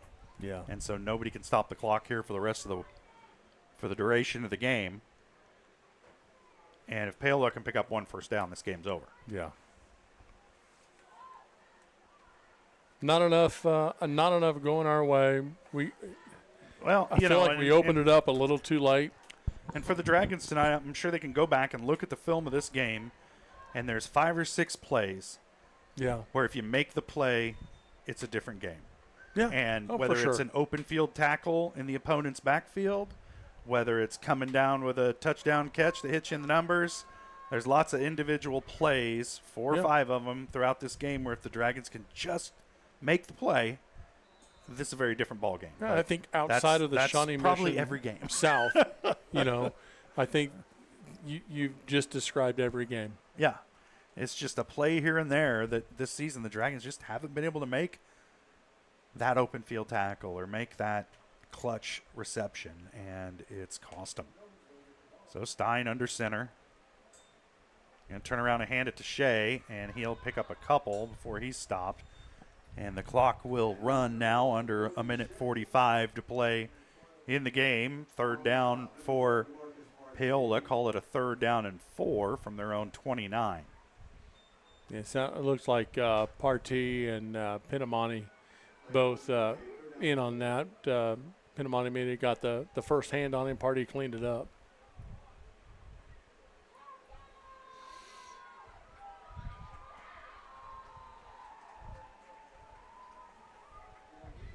So big 3rd down for Paola here just because they can maintain control. If they can pick this one up. They'll turn around and hand to Shea. Again, through that first level, second level stops him. And he'll be a couple yards short of the first down. And it'll bring up 4th down and about 1.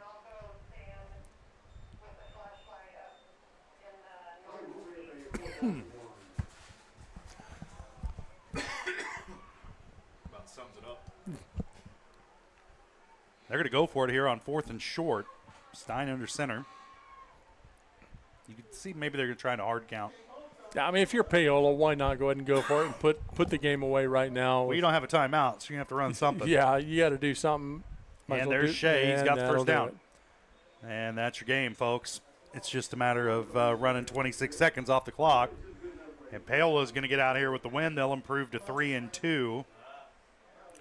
Dragons fall to 2-3 with a long road trip coming up next week to Smithville, Missouri. And we'll have that game for you here on Pittsburgh Sports Live. Pregame starts at 6:30, kickoff at 7 from wherever the hell Smithville is.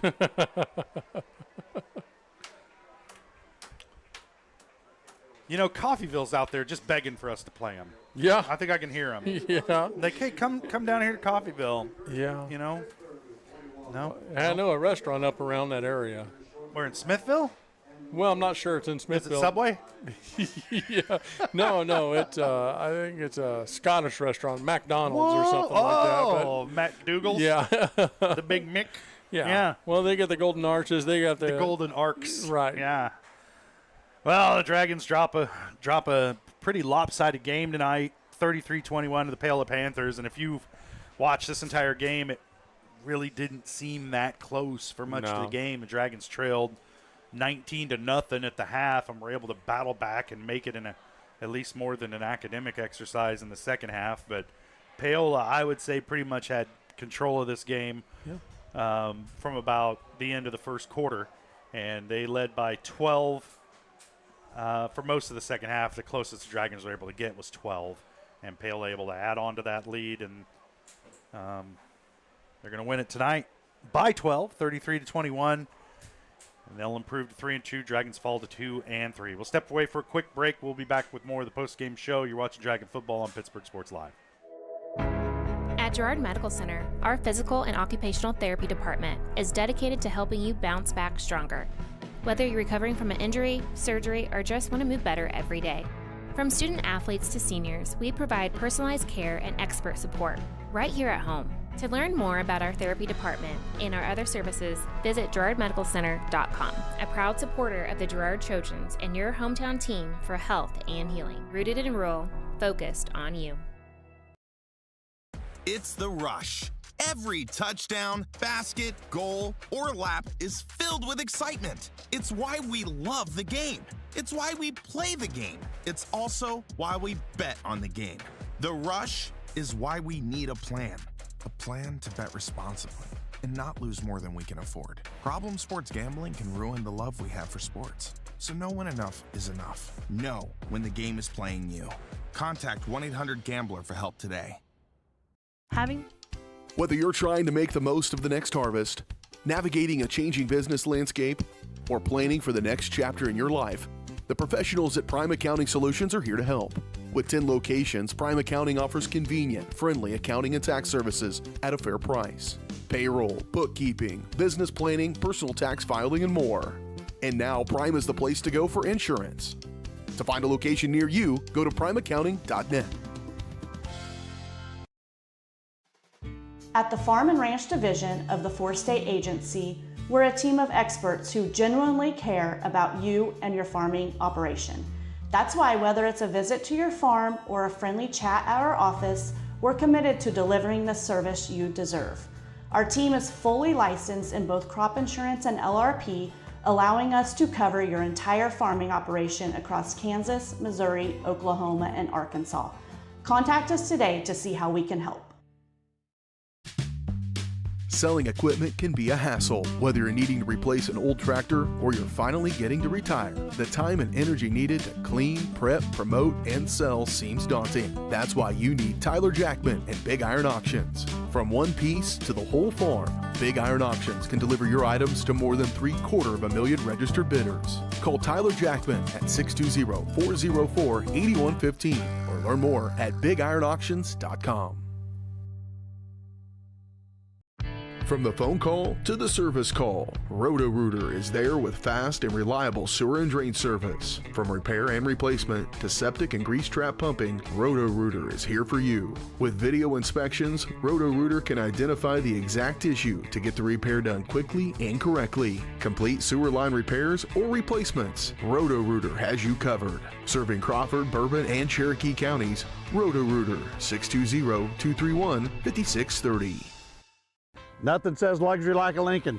Take advantage of 0% financing for 66 months right now on the all-new Lincoln Navigator. Come see us today at Mike Carpino Family of Ford Lincoln Dealerships, Columbus, Parsons, Pittsburg.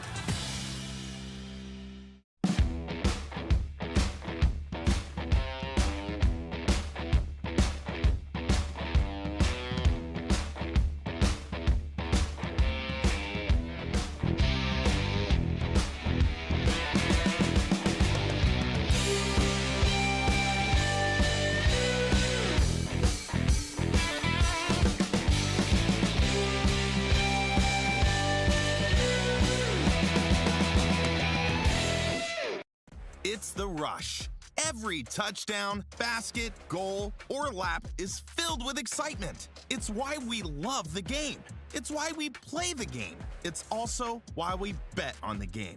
The rush is why we need a plan to bet responsibly and not lose more than we can afford. Problem sports gambling can ruin the love we have for sports. So know when enough is enough. Know when the game is playing you.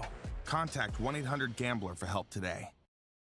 Having the right financial partner can make all the difference. Community National Bank and Trust believes banking should do more than just hold your money. We support your goals, simplify your day-to-day, and give you room to grow with quality banking services. Withdraw, transfer, invest, apply for loans, and talk with our banking professionals online, over the phone, or in person. Let Community National Bank and Trust help you build a banking experience that works for you. Community National Bank and Trust, equal housing lender and member FDIC. Chicken Annie's of Girard is something to crow about. Their family-style restaurant continues a Southeast Kansas tradition with their specialty fried chicken, plus famous homemade onion rings, chicken and noodles, and so much more. And of course, their delicious homemade pies. Dine in or carry out available. Chicken Annie's of Girard has the best value, flavor, and service in the area. Stop in soon or call for catering. 620-724-4090. You've heard go big or go home. At Big Iron Auctions, you can go big from home. With thousands of pieces of equipment, active auctions, bidding at your convenience, and an easy-to-use site, BigIronAuctions.com can help you grow big. Call Tyler Jackman at 620-404-8115 to see how Big Iron Auctions can help grow your operation. Bid now, list now at BigIronAuctions.com. Oh my gosh. Welcome back to a freaky Hutch Field. Wow. The Dragons dropped this one tonight, 33-21 to the Paola Panthers, but none of that matters to the beglowed students out on the field right now. We got to turn this light off. We're totally ruining I feel like glow night. There we go. We're harshing their vibe, man. Yeah. Look at that. Yeah, that was all on us. Look at that. This is the most surreal Shania Twain cover I think I've ever witnessed. Normally, you have to pay extra for this type of view. Yeah. Normally, this sort of thing is only only legal in Colorado. Yeah, Missouri, Oklahoma. There's a couple others, but yeah. Oh, yeah, doctor has to approve it. How about this action? Look at that. We've come so far as a society. Wearable Christmas lights. Who'd have thought? What a country. Oh, it came out. It happened. There it is. Look at the lights. Wow. It is really neat, though. It is pretty cool. I remember seeing them do this last year, and, you know, I know the band looks forward to it. And everybody. Jess Murphy and I, Colin Gerard, about caused a riot last year in Burlington because we dared to have the lights on in our press box during Shame on you. some glow thing. So that's why I was so... I know we need to turn lights out or we're going to get things thrown at us. Smart man. Yeah.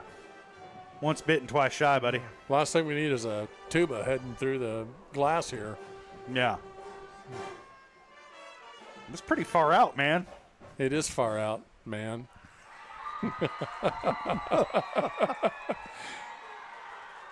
Was that Shania Twain? I can't tell. Maybe she's wearing Christmas lights. I have no idea. It sounded Canadian to me. Was it her distinctive light pattern that you recognized? Yeah.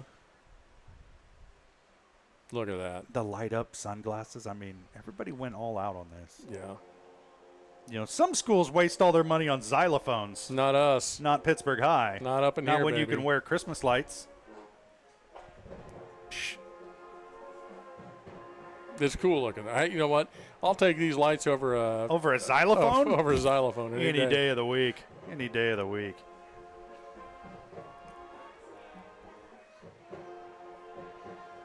Well, despite this dazzling display in front of us here tonight, we do want to remind you that the Dragons lost tonight, 33-21 to the Paola Panthers, despite this festive atmosphere and mesmerizing light display. Dragons are 2-3 on the year, back in action next week as they take on Smithville, Missouri, wherever that is. And we're going to find out next week. We'll be up there. Pregame 6:30, kickoff at 7 against the Smithville Marauders, Wildcats, Bulldogs, Indians, whatever they are. Yeah. And we'll get it all figured out by next week. We'll have a much better idea who they are. And Dragons are going to have their work cut out for them, I'm sure, because those Missouri teams get about an extra month of practice. Yeah, they sure do. Every year, so that by the time a kid graduates in Missouri, they've got a whole nother year of practice under their belt over a kid who graduates from Kansas. What?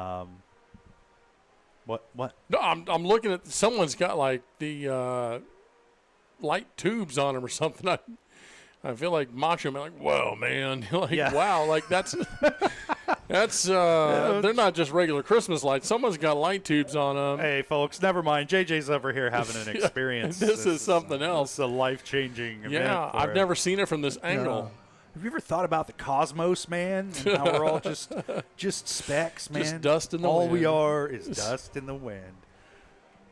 Well, how about that? Let's go ahead and step away for our final break of the post-game show. Why the hell not? Yeah. And we'll be back. You're watching Purple Dragon Football and Glow Up Night here at Hutch Field on Pittsburgh Sports Live. At GN Bank, we're your neighbor. We see you at the store. We cheer with you at the local football games, serving you with the same friendly faces you have come to know and trust. GN Bank, the best place to bank and borrow.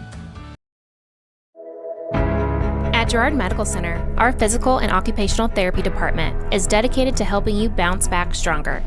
Whether you're recovering from an injury, surgery, or just want to move better every day.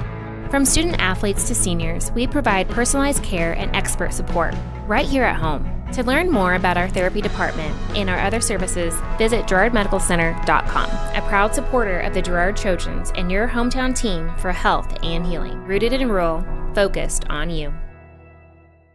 When it comes to having your labs drawn, you have a choice of where to go. For 30 years, MagLab has focused on providing quality lab work that is accurate and timely. MagLab's walk-in service typically gets you in and out in under 5 minutes with same-day results. Locally owned and operated, MagLab takes most insurances, including Medicaid, and has historically had the lowest out-of-pocket prices. So when it comes to having labs drawn, don't be told where to go. Choose for yourself. Choose MagLab.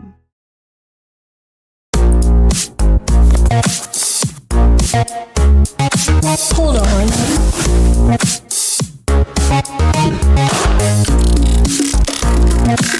It's monstrous. With Crawcan's multi-gig internet, you can experience monstrous speeds for every device in your home or business at the same time for a low, no-nonsense price. Having the right financial partner can make all the difference. Community National Bank and Trust believes banking should do more than just hold your money. We support your goals, simplify your day-to-day, and give you room to grow with quality banking services. Withdraw, transfer, invest, apply for loans, and talk with our banking professionals online, over the phone, or in person. Let Community National Bank and Trust help you build a banking experience that works for you. Community National Bank and Trust, equal housing lender and member FDIC. Well, the cacophony of glowing figures is leaving the field, and quite a that was something. Something.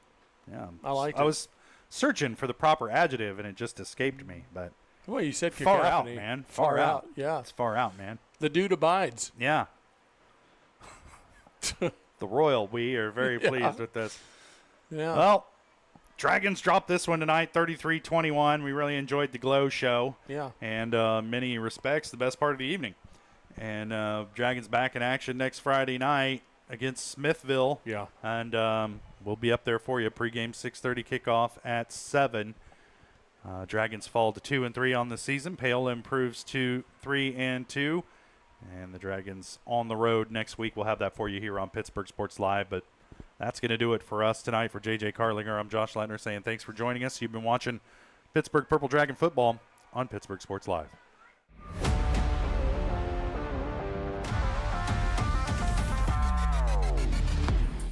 From the gridiron to the hard court, the pitch to the mat, don't miss any of the action. We're there with live, local sports coverage at Varsity Sports